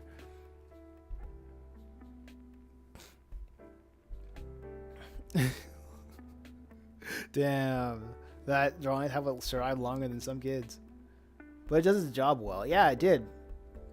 I liked. And it was like it was freaking heavy. It was a beast. I mean, it came with its own easel and all that stuff. But the new drawing tablet the new drawing tablet I saw, it came from the same company. So I was like, I might have like some of the same issues if it came to it. But it had an Amazon coupon that I could get it for $100 cheaper. So I was like, whatever, I'll just buy this tablet. And it was just a super lightweight, like 15-inch tablet. And I was like, wow, that's crazy. And I was like used to like my drawing tablet that was the weight of an entire monitor, heavier than a laptop of the same size. But I was like crazy, and I bought I got a separate easel for it, and that's just about it. And it's great. I think it's fine. Where do you take where do your commissions even come from? It really my commissions come from like two places. One, through email, because I got this one company who found me from selling my book when I was like selling my books at flea and farmers markets. So they found me through one of the people found me through the flea and farmers markets, and they contacted their boss, and their boss usually emails me about art that they want for their website. And I was like, all right, sure, I'll do that. And other than that, usually Instagram. I'm gonna freaking not do commissions anymore. Commissions are annoying.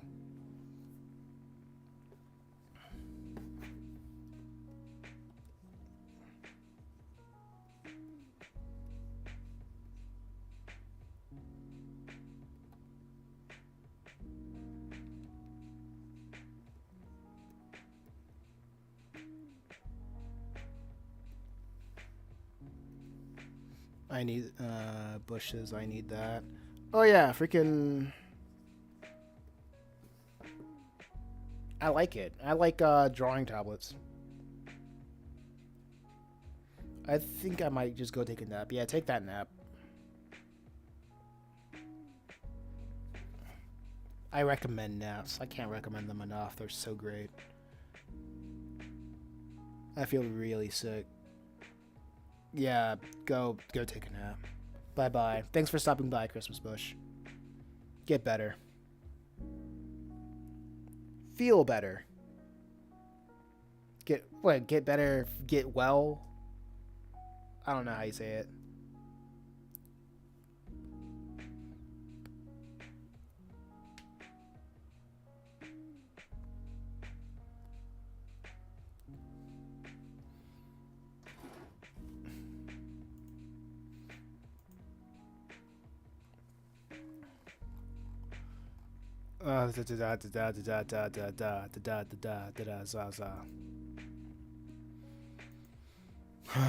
Okay.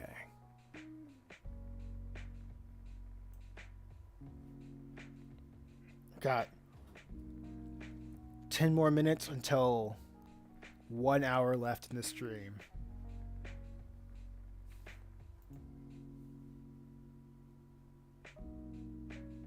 Oh wait, I can add stream markers?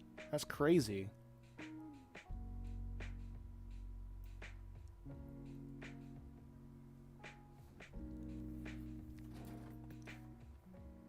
I like the sound of that.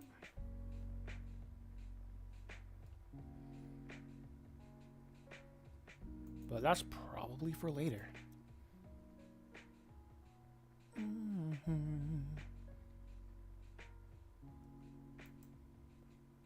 Okay.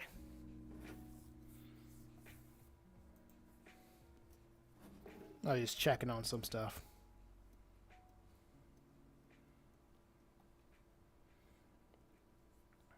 Yeah, I know production of this segment is going to be smaller because I'm not going to dedicate like two shifts to it. And I think that's fine, honestly.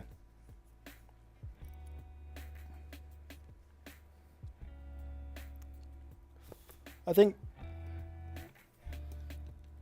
speeding up, I don't need to speed up on the production of these comics again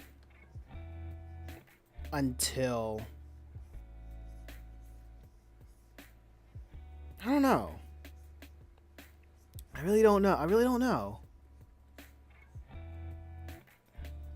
Because it would feel like I would need to like speed up the production of the comics when I finish with the Purgatory Academy book 2 stuff. But even then, that's gonna be like another 10 minutes worth of stuff and X amount of just an unknown amount of shorts that'll be made from the long form content, you know.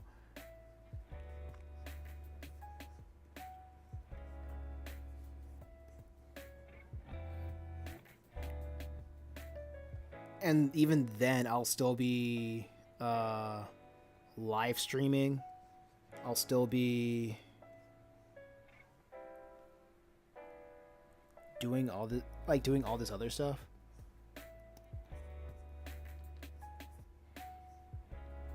To the point where I'm like, yeah, the source of content isn't from one thing anymore. It's from multiple things.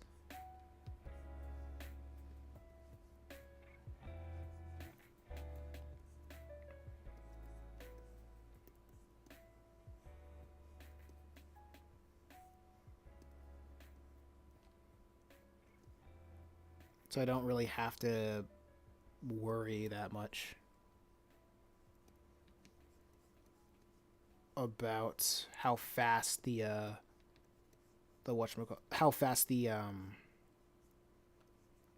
segments are done.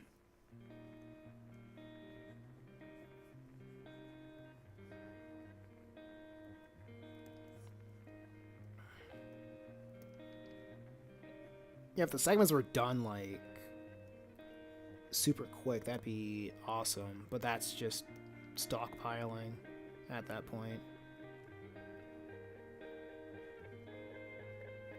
And plus, I plan on making incorporating the whatchamacallit.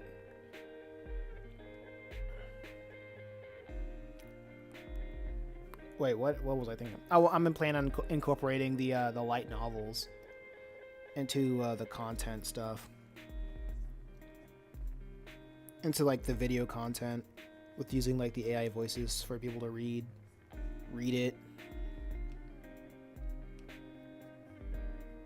and putting up chapters on the website for people who wants to like check it out.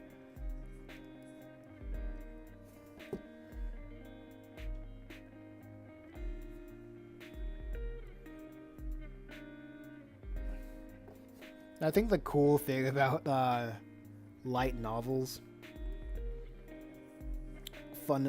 funny enough, or like why I wanted to do it, was because of just generally looking up like how long it takes for somebody to read X amount of words. And if I can just put that in a video format, that I think the amount of people to read like 4,000 words was about like I don't know, maybe that could be like around 13 minutes of like 8 to 13 minutes of content, and all I really need is like 8 minutes of content to put like a mid-roll ad on it. I don't have monetization on yet, but that amount of time, I guess, is pretty good. And since it's a light novel, I can add like art, simple art to important moments and such.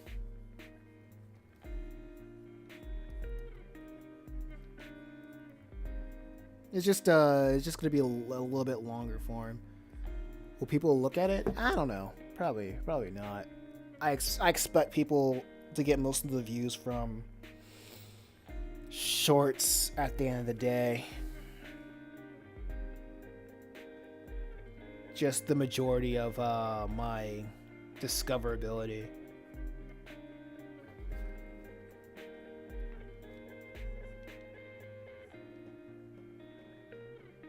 Yeah, there's a good reason why creatives don't want to market their own stuff, because of the way of like doing it by yourself is exceedingly hard unless you want to compromise using like AI and stuff. If that compromise doesn't really matter to you, then you're able to do a lot more.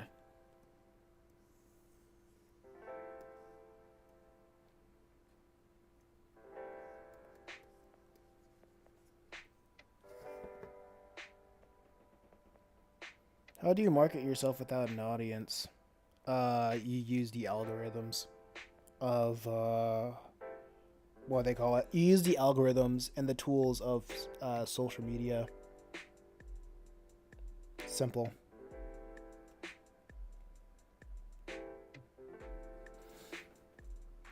The basically finding what, like every social media operates differently. If only if it was that simple. It kind of is. It really is. The hard thing about it is formulating the content in a way that hits the algorithm. Because the one thing that I learned is that it is very much quantity over quality. And if you can get over the fact that your stuff doesn't matter that your stuff is quality. When you turn off artist brain and turn on marketer brain, and you realize that the marketing side of things is just wearing people down or just showing up rapidly when people are just like wanting to chill on social media. Because I remember I was thinking about this the other day, right? Are the memes that you see on the internet like somebody's best post that they ever made? Their best posting on the internet that they ever made? No, they probably made it in like 5 minutes. They made dozens of memes in like around the same time because it's fun, because it's funny to them. It's easy for them to do. And out of like the hundreds of memes that they've made, one of them just happened to hit the people's soft spots of their brains, wanting to share that meme, and they ended up having a hit. Just like when people, like on the Twitter algorithm, how many times did people tweet until they have a hit tweet, right? Um, it doesn't matter. It really doesn't matter the quality. It's the quality of anything. It's about the quantity, right? So if you find a way to like make the wait, or just steal somebody else's meme and just repost it over and over again, yeah. I guess there are no wrong. There are no wrong answers. It's like what I said to a friend. Making money is easy. It's the restrictions that we put upon ourselves that make it difficult. Like, yeah, we can steal money, but like, it's not ethical to steal money. It's not ethical to steal money, and you're probably not gonna feel good if you have a conscience. You're probably not gonna feel good like after stealing from other people's hard-earned work. You know.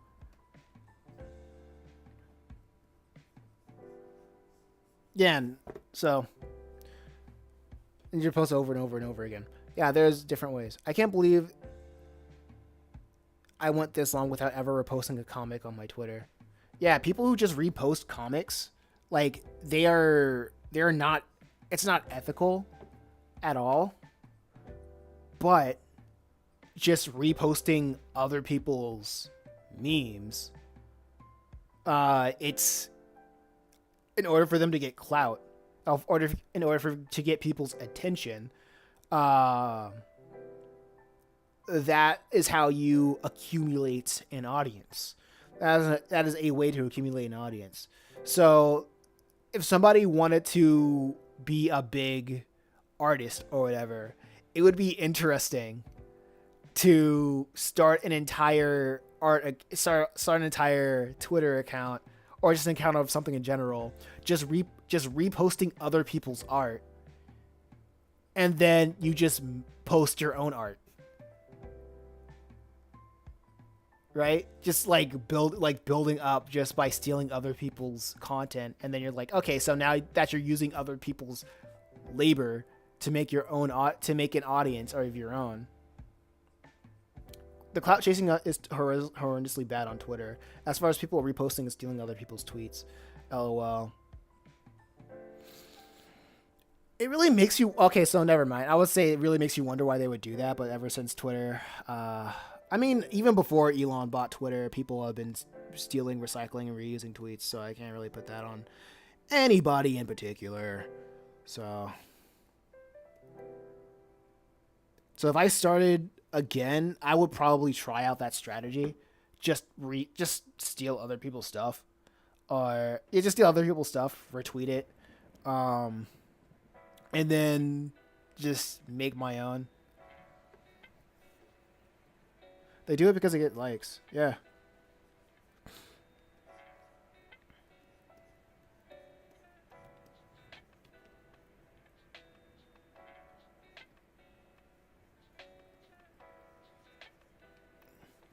Hey, even Crunchyroll had its start by pirating anime.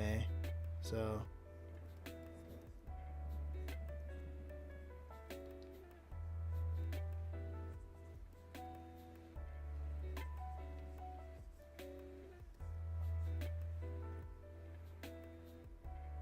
doing your own stuff requires effort.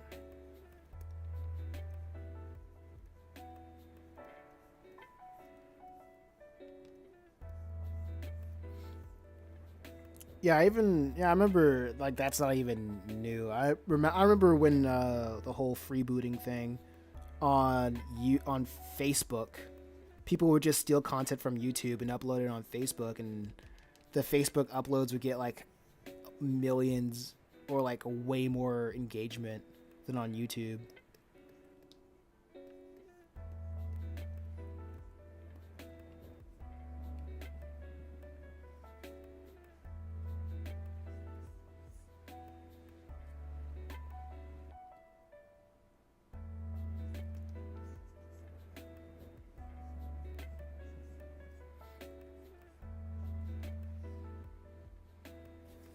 If I post a dud comic, that was a whole week wasted. Time, effort, and money for no benefit.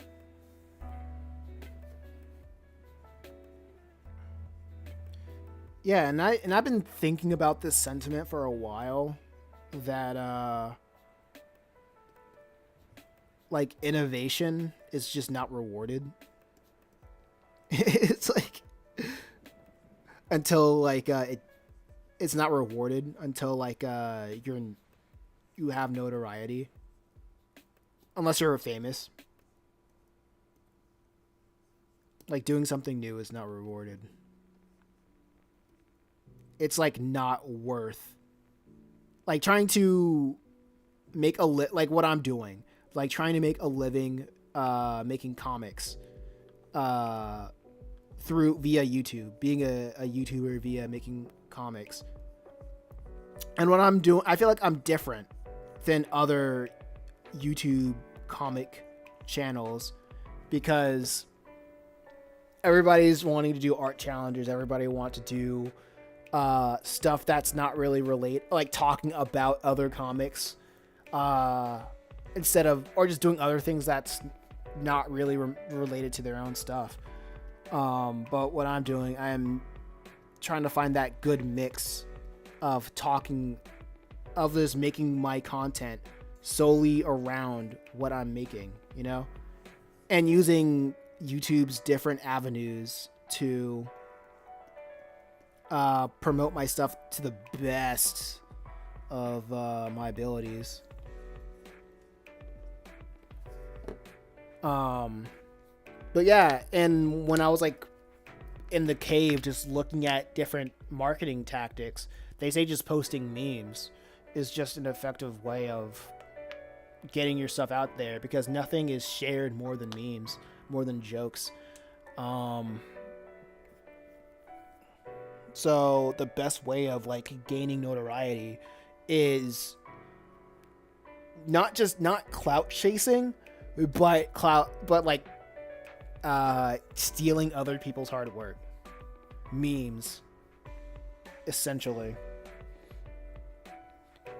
If it can be easily produced and shared, it is the best way, and like with the least amount of effort as possible. That is what you're supposed to put your time and effort into. That's what I'm slowly understanding. Like the scale of effort. Because if you're putting a lot of time and effort of making a comic that you can't afford for it to be a dud, then the jokes is all on like the individual.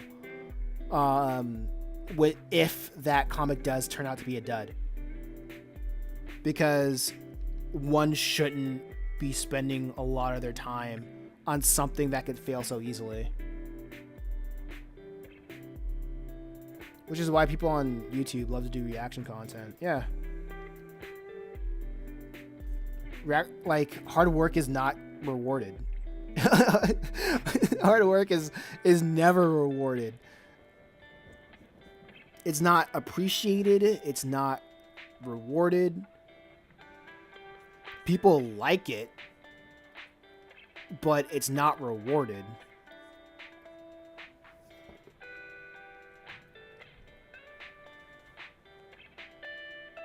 Yeah, so I say if people want to build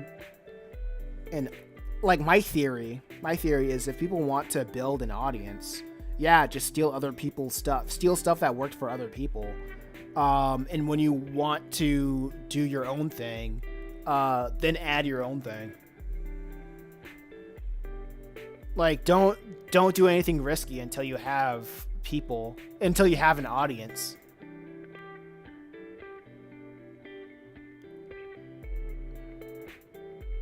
At least I benefit from people reposting, reacting to my comics. Like, I'm thinking in real time, right? Just what I would do is if somebody asked me like, oh man, I want to have X, Y, and Z amount of followers, on my Twitter or whatever social media. I'm like, okay, so if you want it to have it fast, steal. Just steal as much content as you can. I'm not talking about like I'm not talking about like a making like putting your characters into the face of something. No. Just like copy something that's on a popular channel, or whatever, or page. Put it on your page. Follow like five different accounts. The best in like if you're just doing memes, follow like 5 different meme accounts. This is perfect. Follow like 5 different meme accounts. Steal some of their old stuff, not their new stuff. They just repurpose some of their old stuff, probably like a month ago, and then just start posting that start posting that. And if that catches on, then pull a switcheroo. Once you have reached like the amount of followers that you think is good, just do a complete brand identity change and say, oh yeah, this used to be a meme channel, dank meme channel 54, and say, okay, now this is the channel where I post my comics and stuff like that. And whoa, look at that, I got like 10,000 followers. A lot of them are going to like leave, of course, but it's because of the algorithm sees that you're still posting. Well, algorithm doesn't really care that much. It sees that you're posting stuff. It sees that people are still going to like it anyway, because whatever you make, you're probably going to have like some overlap, and that overlap is what you need for the algorithm to start shifting the people that it's going to show, because it already has that pool of information.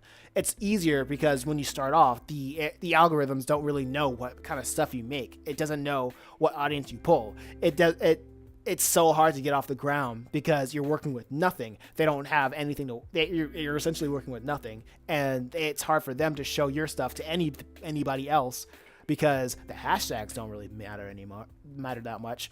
I don't think they even scrape the metadata.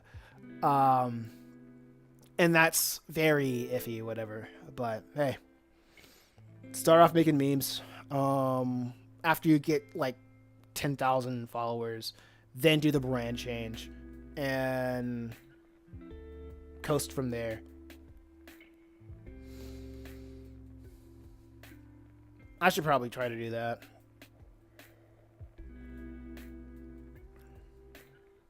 Because, like I said, I really feel like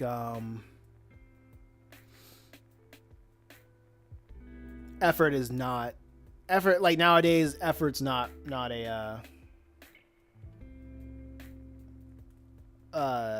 promoted. Nobody likes effort.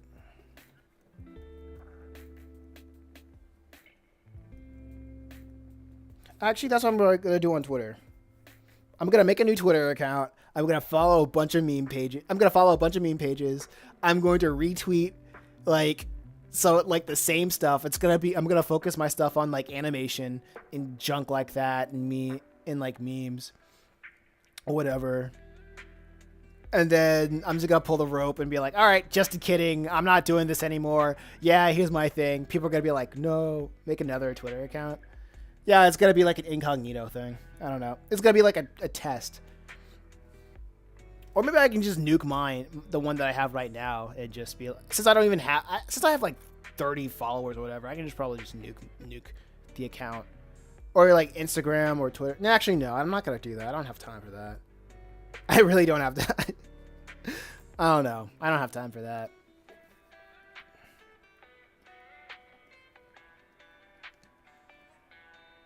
Make another... No, I don't have time for that.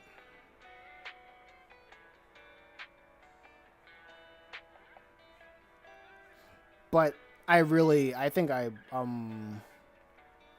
do think stealing content is probably like a pretty fast way to do anything. But that's a theory. It's all a theory.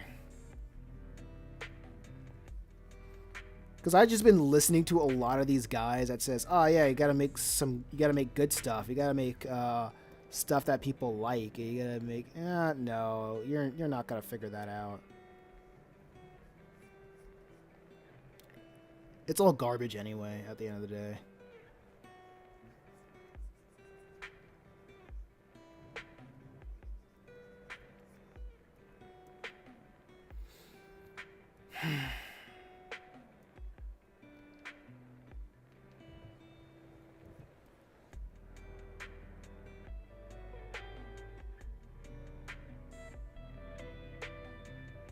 How do you stand out is the question.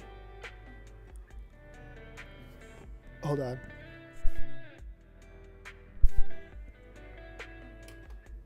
Oh, that's be first? Yeah, be first. First mover's advantage is so real.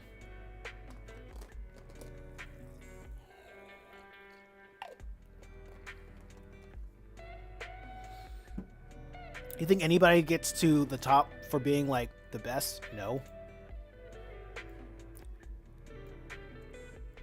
Insane. Just be the first.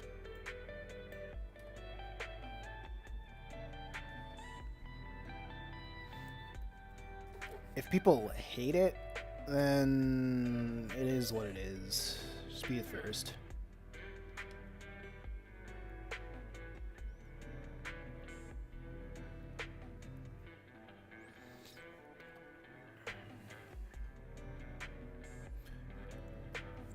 I remember I was like watching a video of a guy quitting doing YouTube to focus on making his comics full time, and I understood where he was coming from, but at the same time, I was like, man, that really couldn't be me, but like the thing about I'm gonna finish my thought. I need to get in the habit of finishing my thoughts first, but I was like, that couldn't be me, because dude had like 5,000 subscribers. He didn't post that much on YouTube, and he's great at art, but he didn't post that much on YouTube. He had like 5,000 subscribers. He's working on stuff, and I was like, and he felt like he couldn't really do it anymore, like balance the whole art thing and doing YouTube. And I really couldn't relate, because I don't want to. I hate because I'm like, there are people that work way harder than you, trying to make something work, trying like left, right, and center to make something work. And but I understand artists just want to create, right? And I get the idea of just wanting to be part of an institution where they just ask you to make things, and then you make the thing, and then you get the money for the thing. I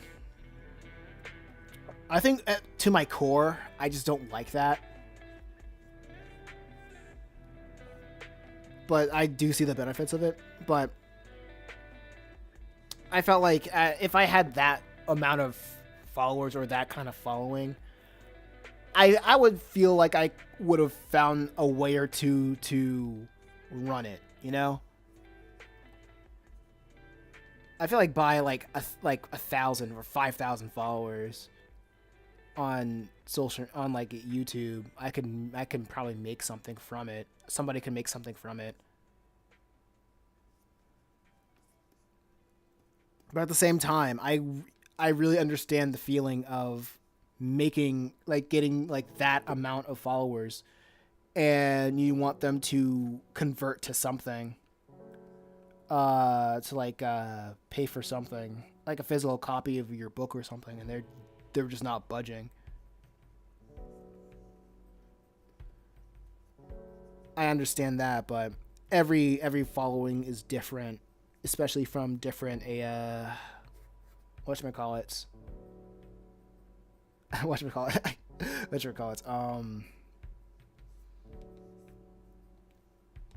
platforms. That's the word I'm trying to look for. Oh yeah, the square it is supposed to be a car. Don't think about it. I don't know what part of the car this is. I'll do it in post. I'll figure it out in post.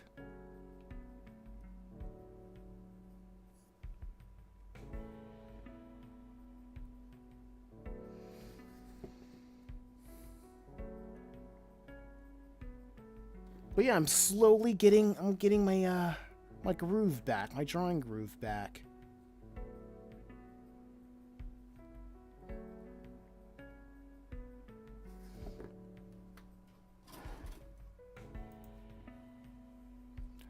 We will see. I will tell you how many will join my Patreon, and it's free. Oh, you can make a Patreon free? I didn't know that.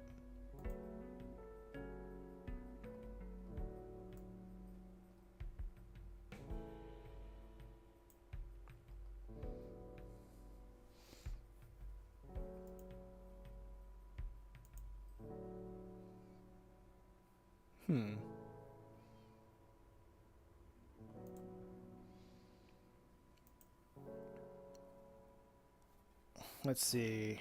I'm going to draw this.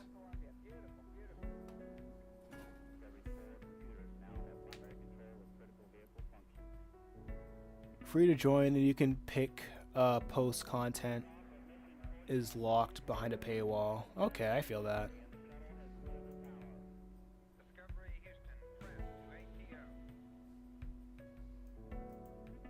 Audience. Yeah, the majority of my stuff is freaking I think the majority of my posts are shorts now.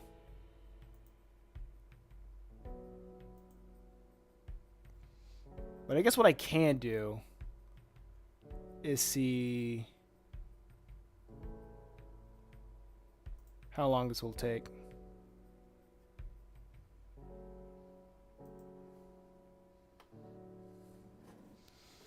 Or you can make them see certain content.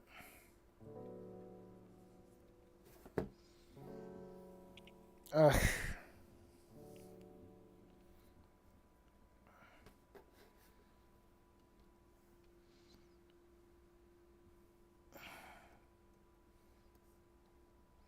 Or you can make it for them to see certain content unless they join or become a free member. Okay.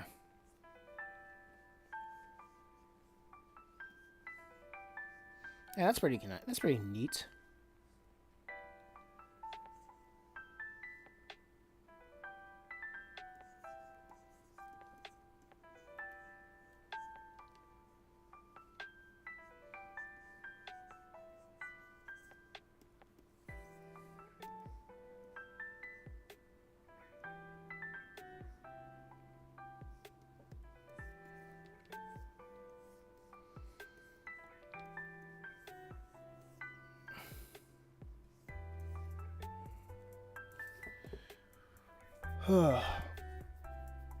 Let's see. Almost 30 more minutes. Almost 30 more minutes. Can you feel it, Sketch? Well, I'm feeling it in my legs. Because I've been standing this entire time.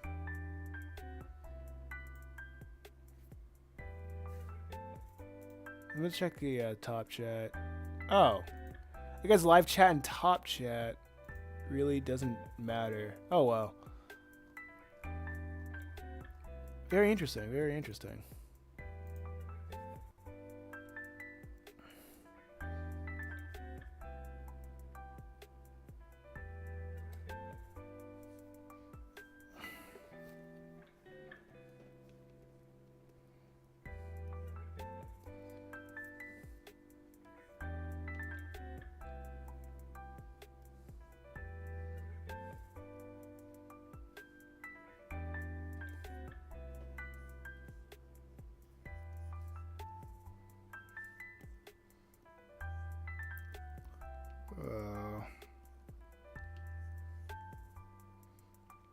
And I feel like he would reach out to Metal Hero like that.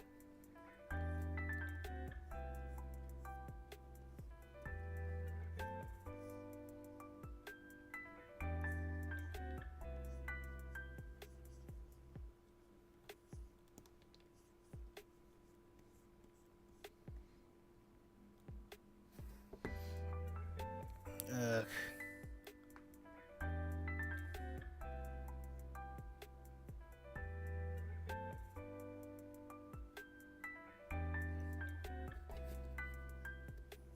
Actually, let me try to lower this one real quick.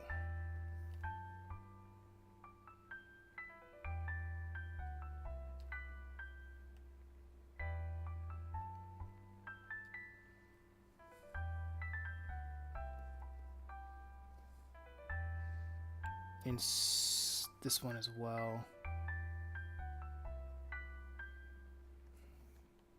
To have at least around the similar eye level.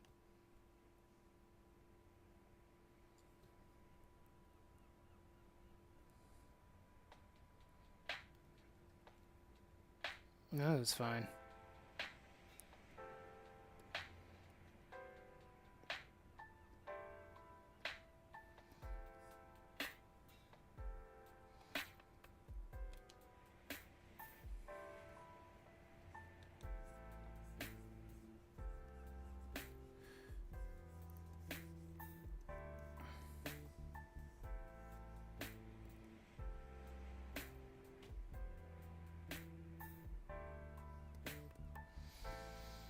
Man, streaming is not for the faint of heart. Holy crap.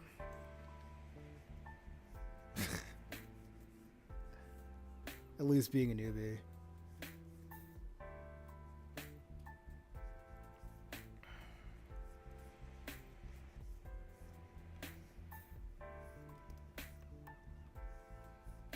I'm not sure how would I get more people onto the stream. I'm thinking like if I could brainstorm something, or like what would make people come up, like join the stream more.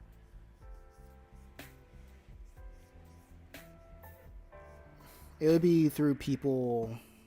If I would predict it, it would be through people wanting to have an interest seeing something being created live, or if they know what I'm streaming and they want to be a part of it or something. And I think the best, and if that way is true, then I guess having an avenue where people are exposed to the stories, like kind of like via shorts, is really a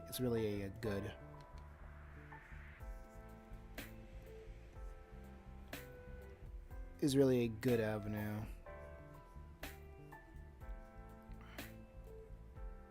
I'm not sure.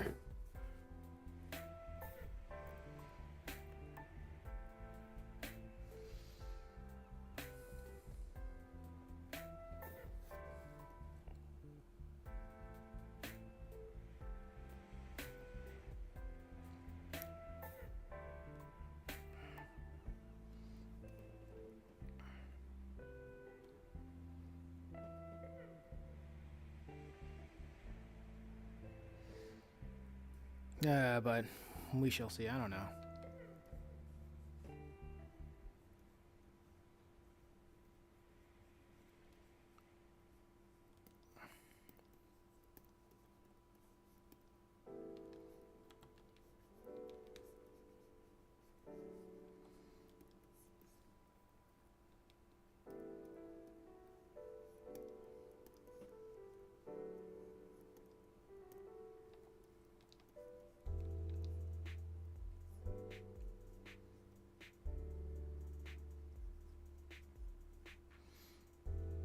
It's just a lot of waiting.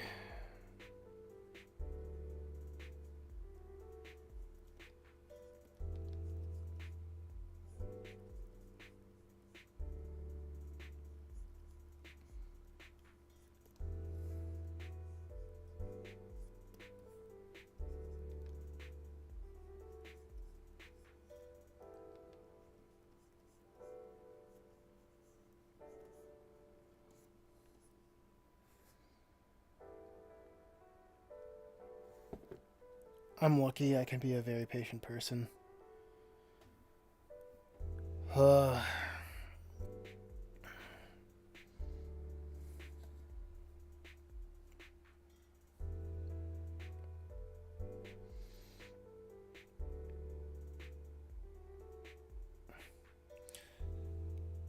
It feels like sometimes when I wait, I've wasted time because I could have done something else that could get me to the desired outcome faster.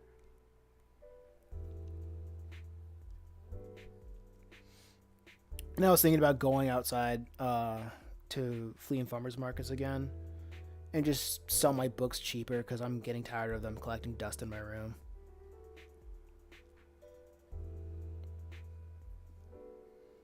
Just like clearance sale them, maybe.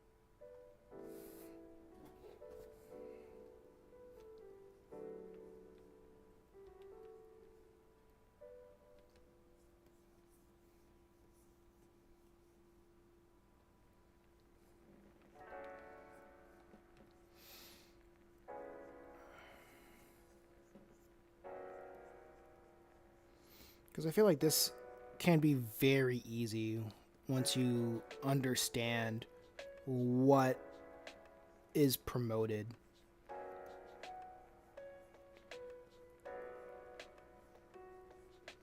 Because I feel like a lot of people say you have to chase trends. But I'm like, no, you kind of probably don't have to. You just can't be too original. You can't spend too much time making original stuff.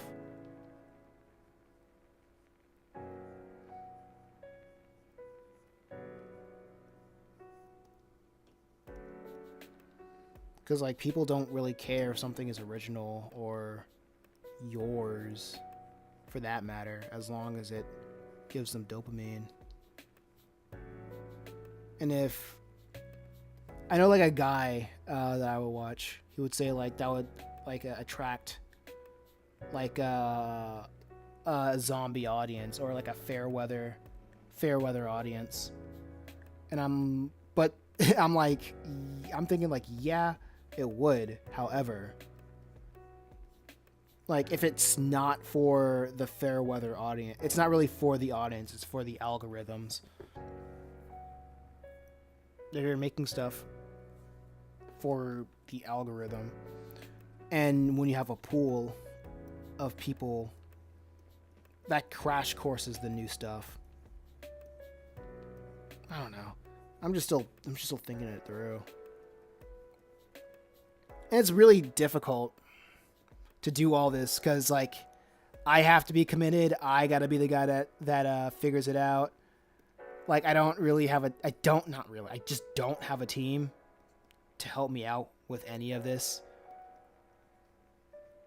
Because, like, I remember people would talk about Mr. Beast, how Mr. Beast's so cool, and even Mr. Beast had a team of, like, 4 or 5 guys with the similar plan of how to take over their field of expertise.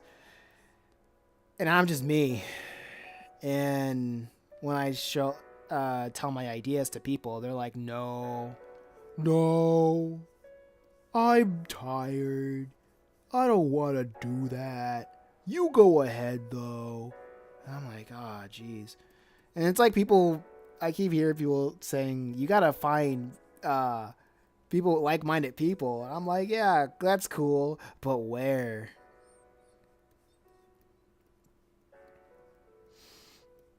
You know?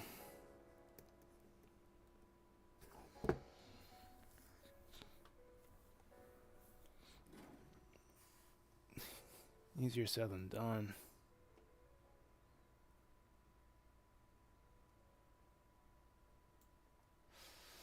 Easier said than done.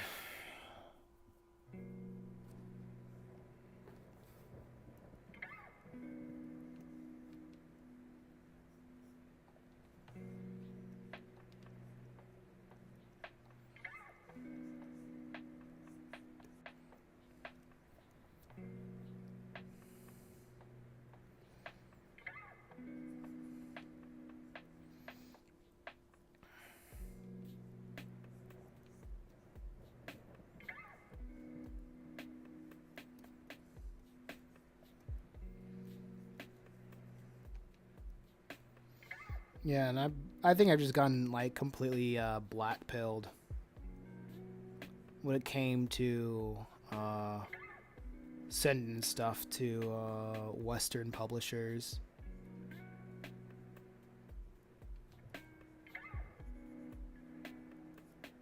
Because like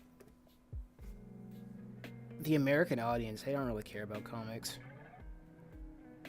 It's not serious whatsoever. So I can't really expect to make it big in comics when the people who are big in comics, they aren't respected. So even going to publishers from like respected fields, I can't even expect them or expect anybody from them to help me get to the goal that I want to be at. So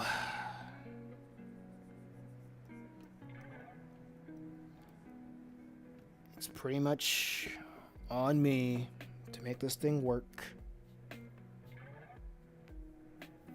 I mean, I have a friend that tried his best to try to send it to publishers, but I kind of got tired of it because he tried it before, and even like they tried it before, and I just know it's not gonna work. And even if it works, it's gotta be like a monkey's paw.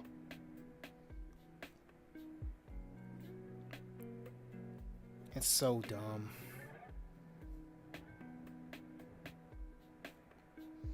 If you're lucky, yeah.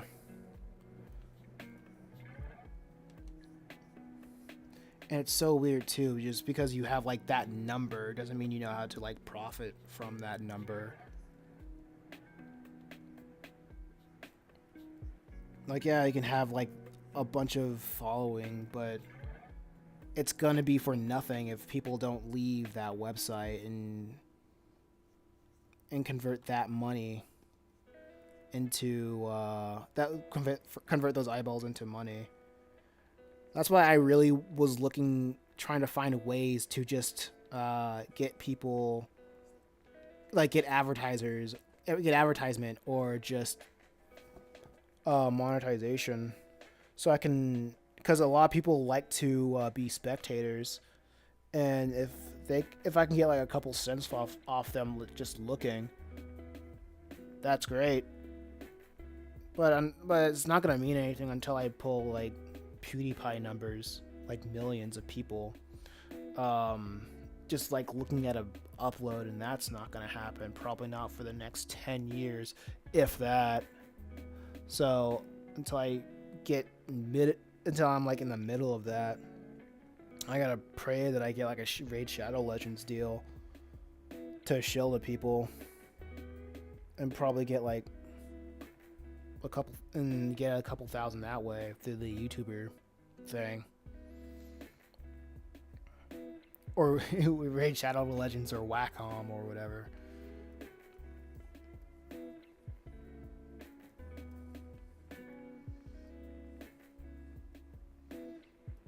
And I understand why some people are just like, I just want to draw. I want to tell stories that impact people and then just leave it there. I get it. Like, and I guess I do get motivated by looking at new media and how garbage it is.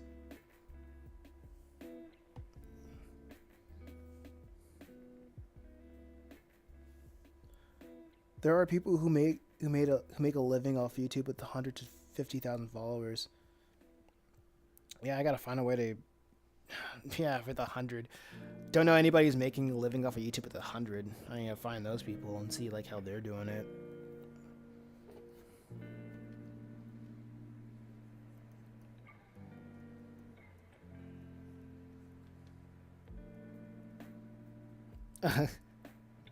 Yeah, 100K.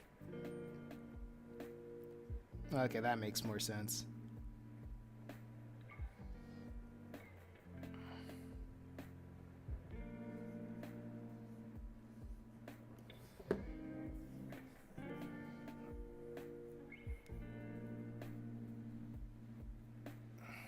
I gotta figure out how I would even make it to 50K.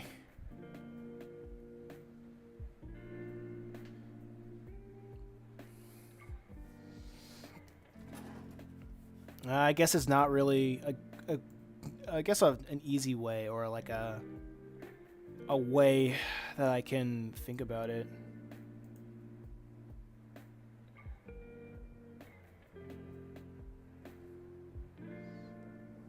It makes me think, yeah.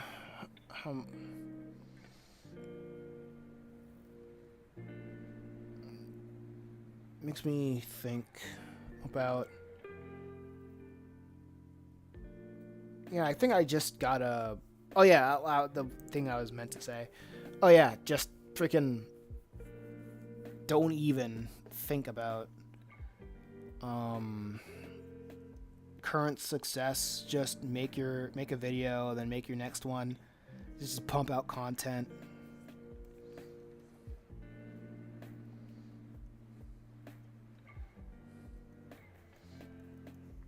Like you get to complain about it after you have it, and maybe just maybe you can make it easier for the next person coming along.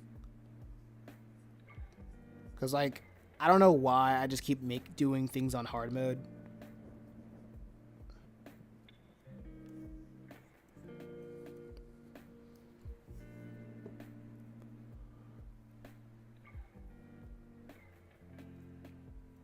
But if somebody else wants to help me, yeah, just keep doing things on hard mode.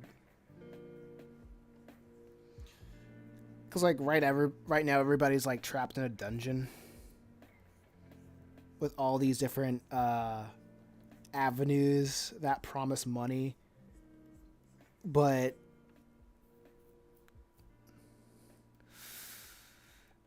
whatever, it is what it is.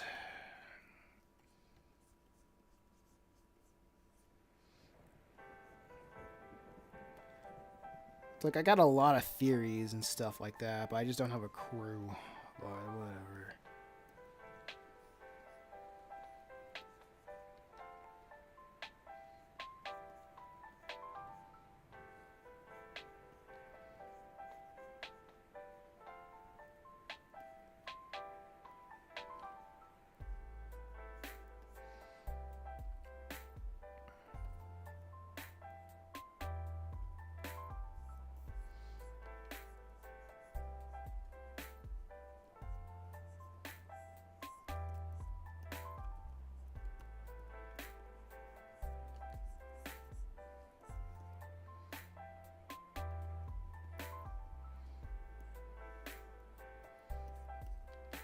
No, whatever.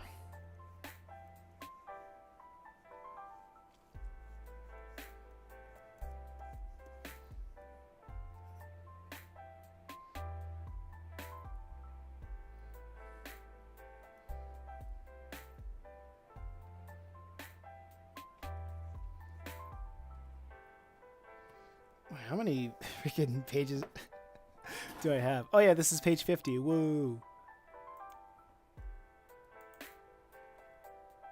Oh, I haven't even saved yet. Goodness gracious.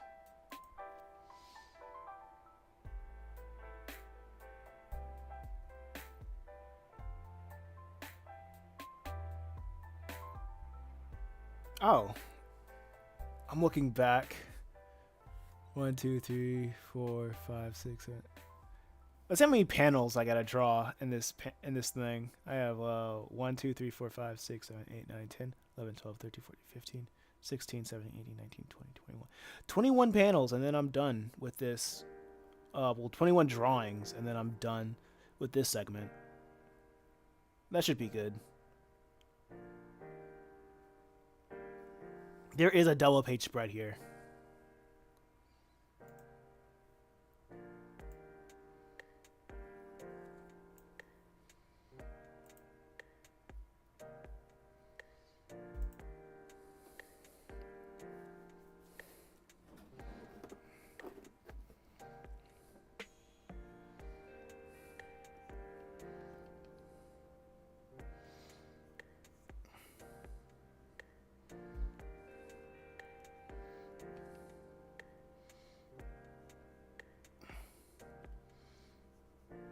Man, how would a person get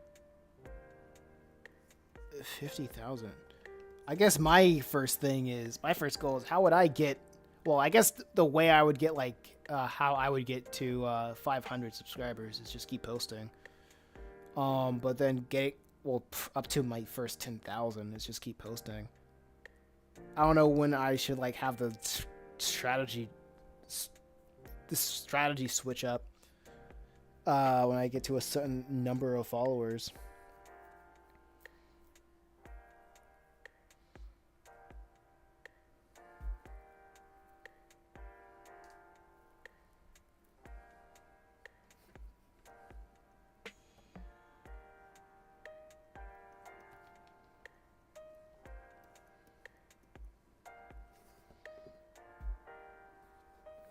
And I keep thinking that I might hit a bigger audience outside of YouTube.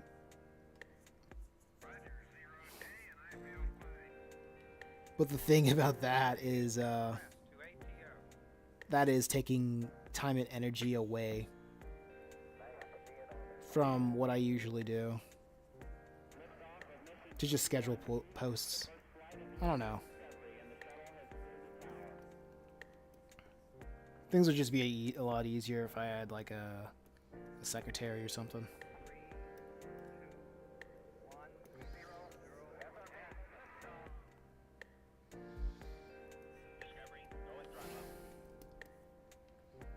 But right now, pick one, grow at scale, etc., etc.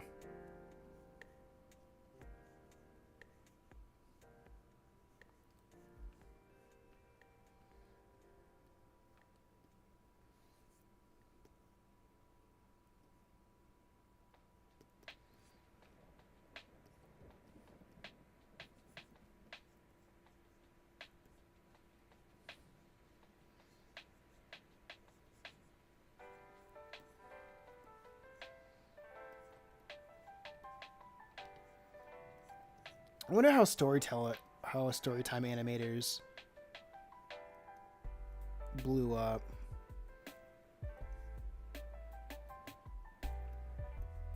I wonder if they have something that I can steal from.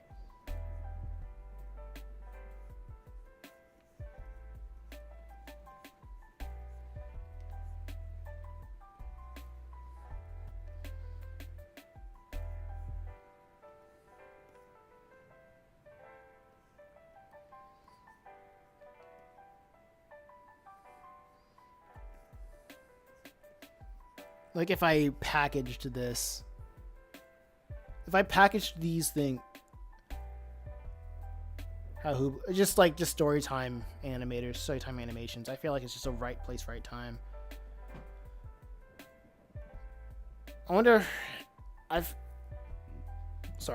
I know this is probably just I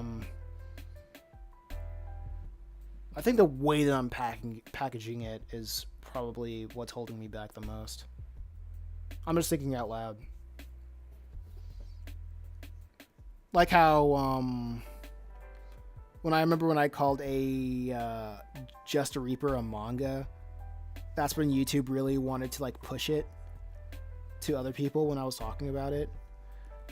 I feel like if I package this or package the things as like something else,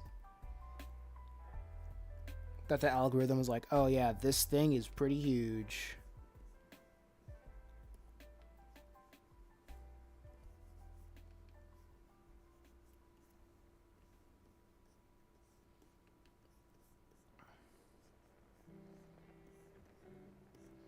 But I wouldn't know that. Like what kind of trend that I would have to jack, or that's similar to what's going on with this, that will make YouTube be like, oh yeah, this is popular. I'll show you with all this other stuff.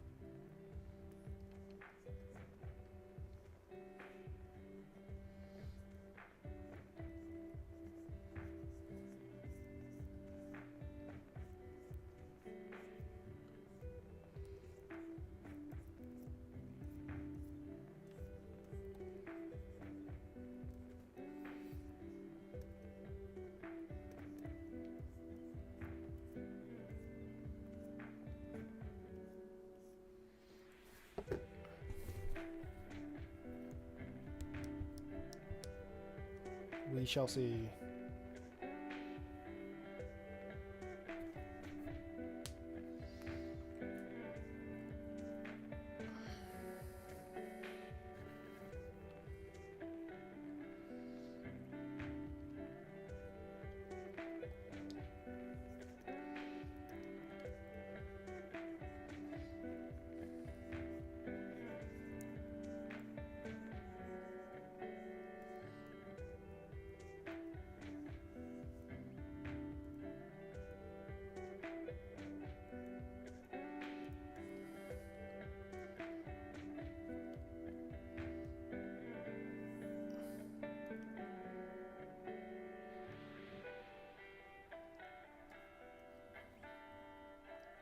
Okay.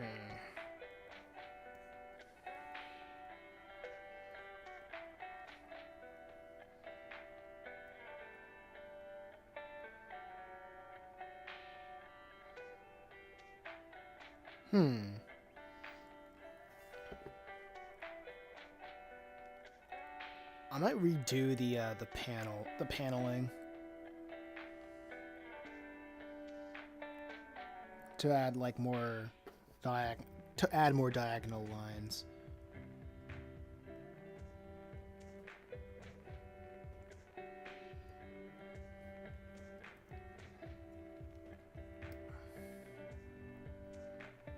But that's for another time.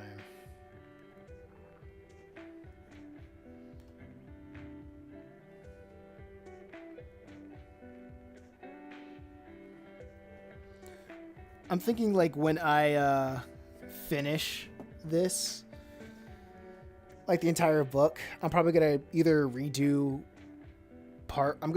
like the first 20 pages, maybe, and make the borders and just redraw the borders, so it wouldn't be like a solid black line.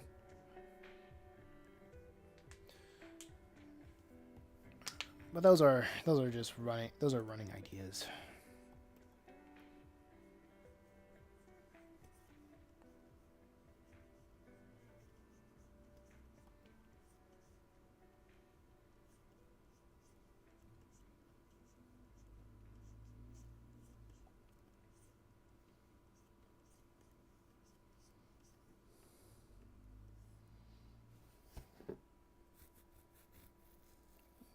Let me see this. But anyway, it is getting to that time. I think I made some pretty good progress. today. This morning. Computers now have primary control of critical vehicle functions.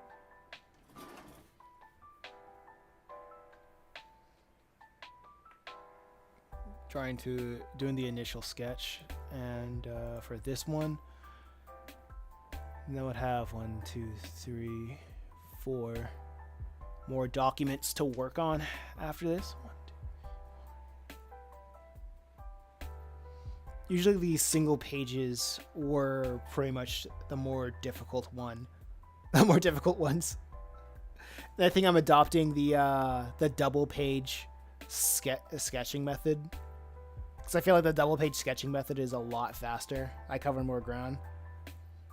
And then when it's time to like export it, I export them in like single pages.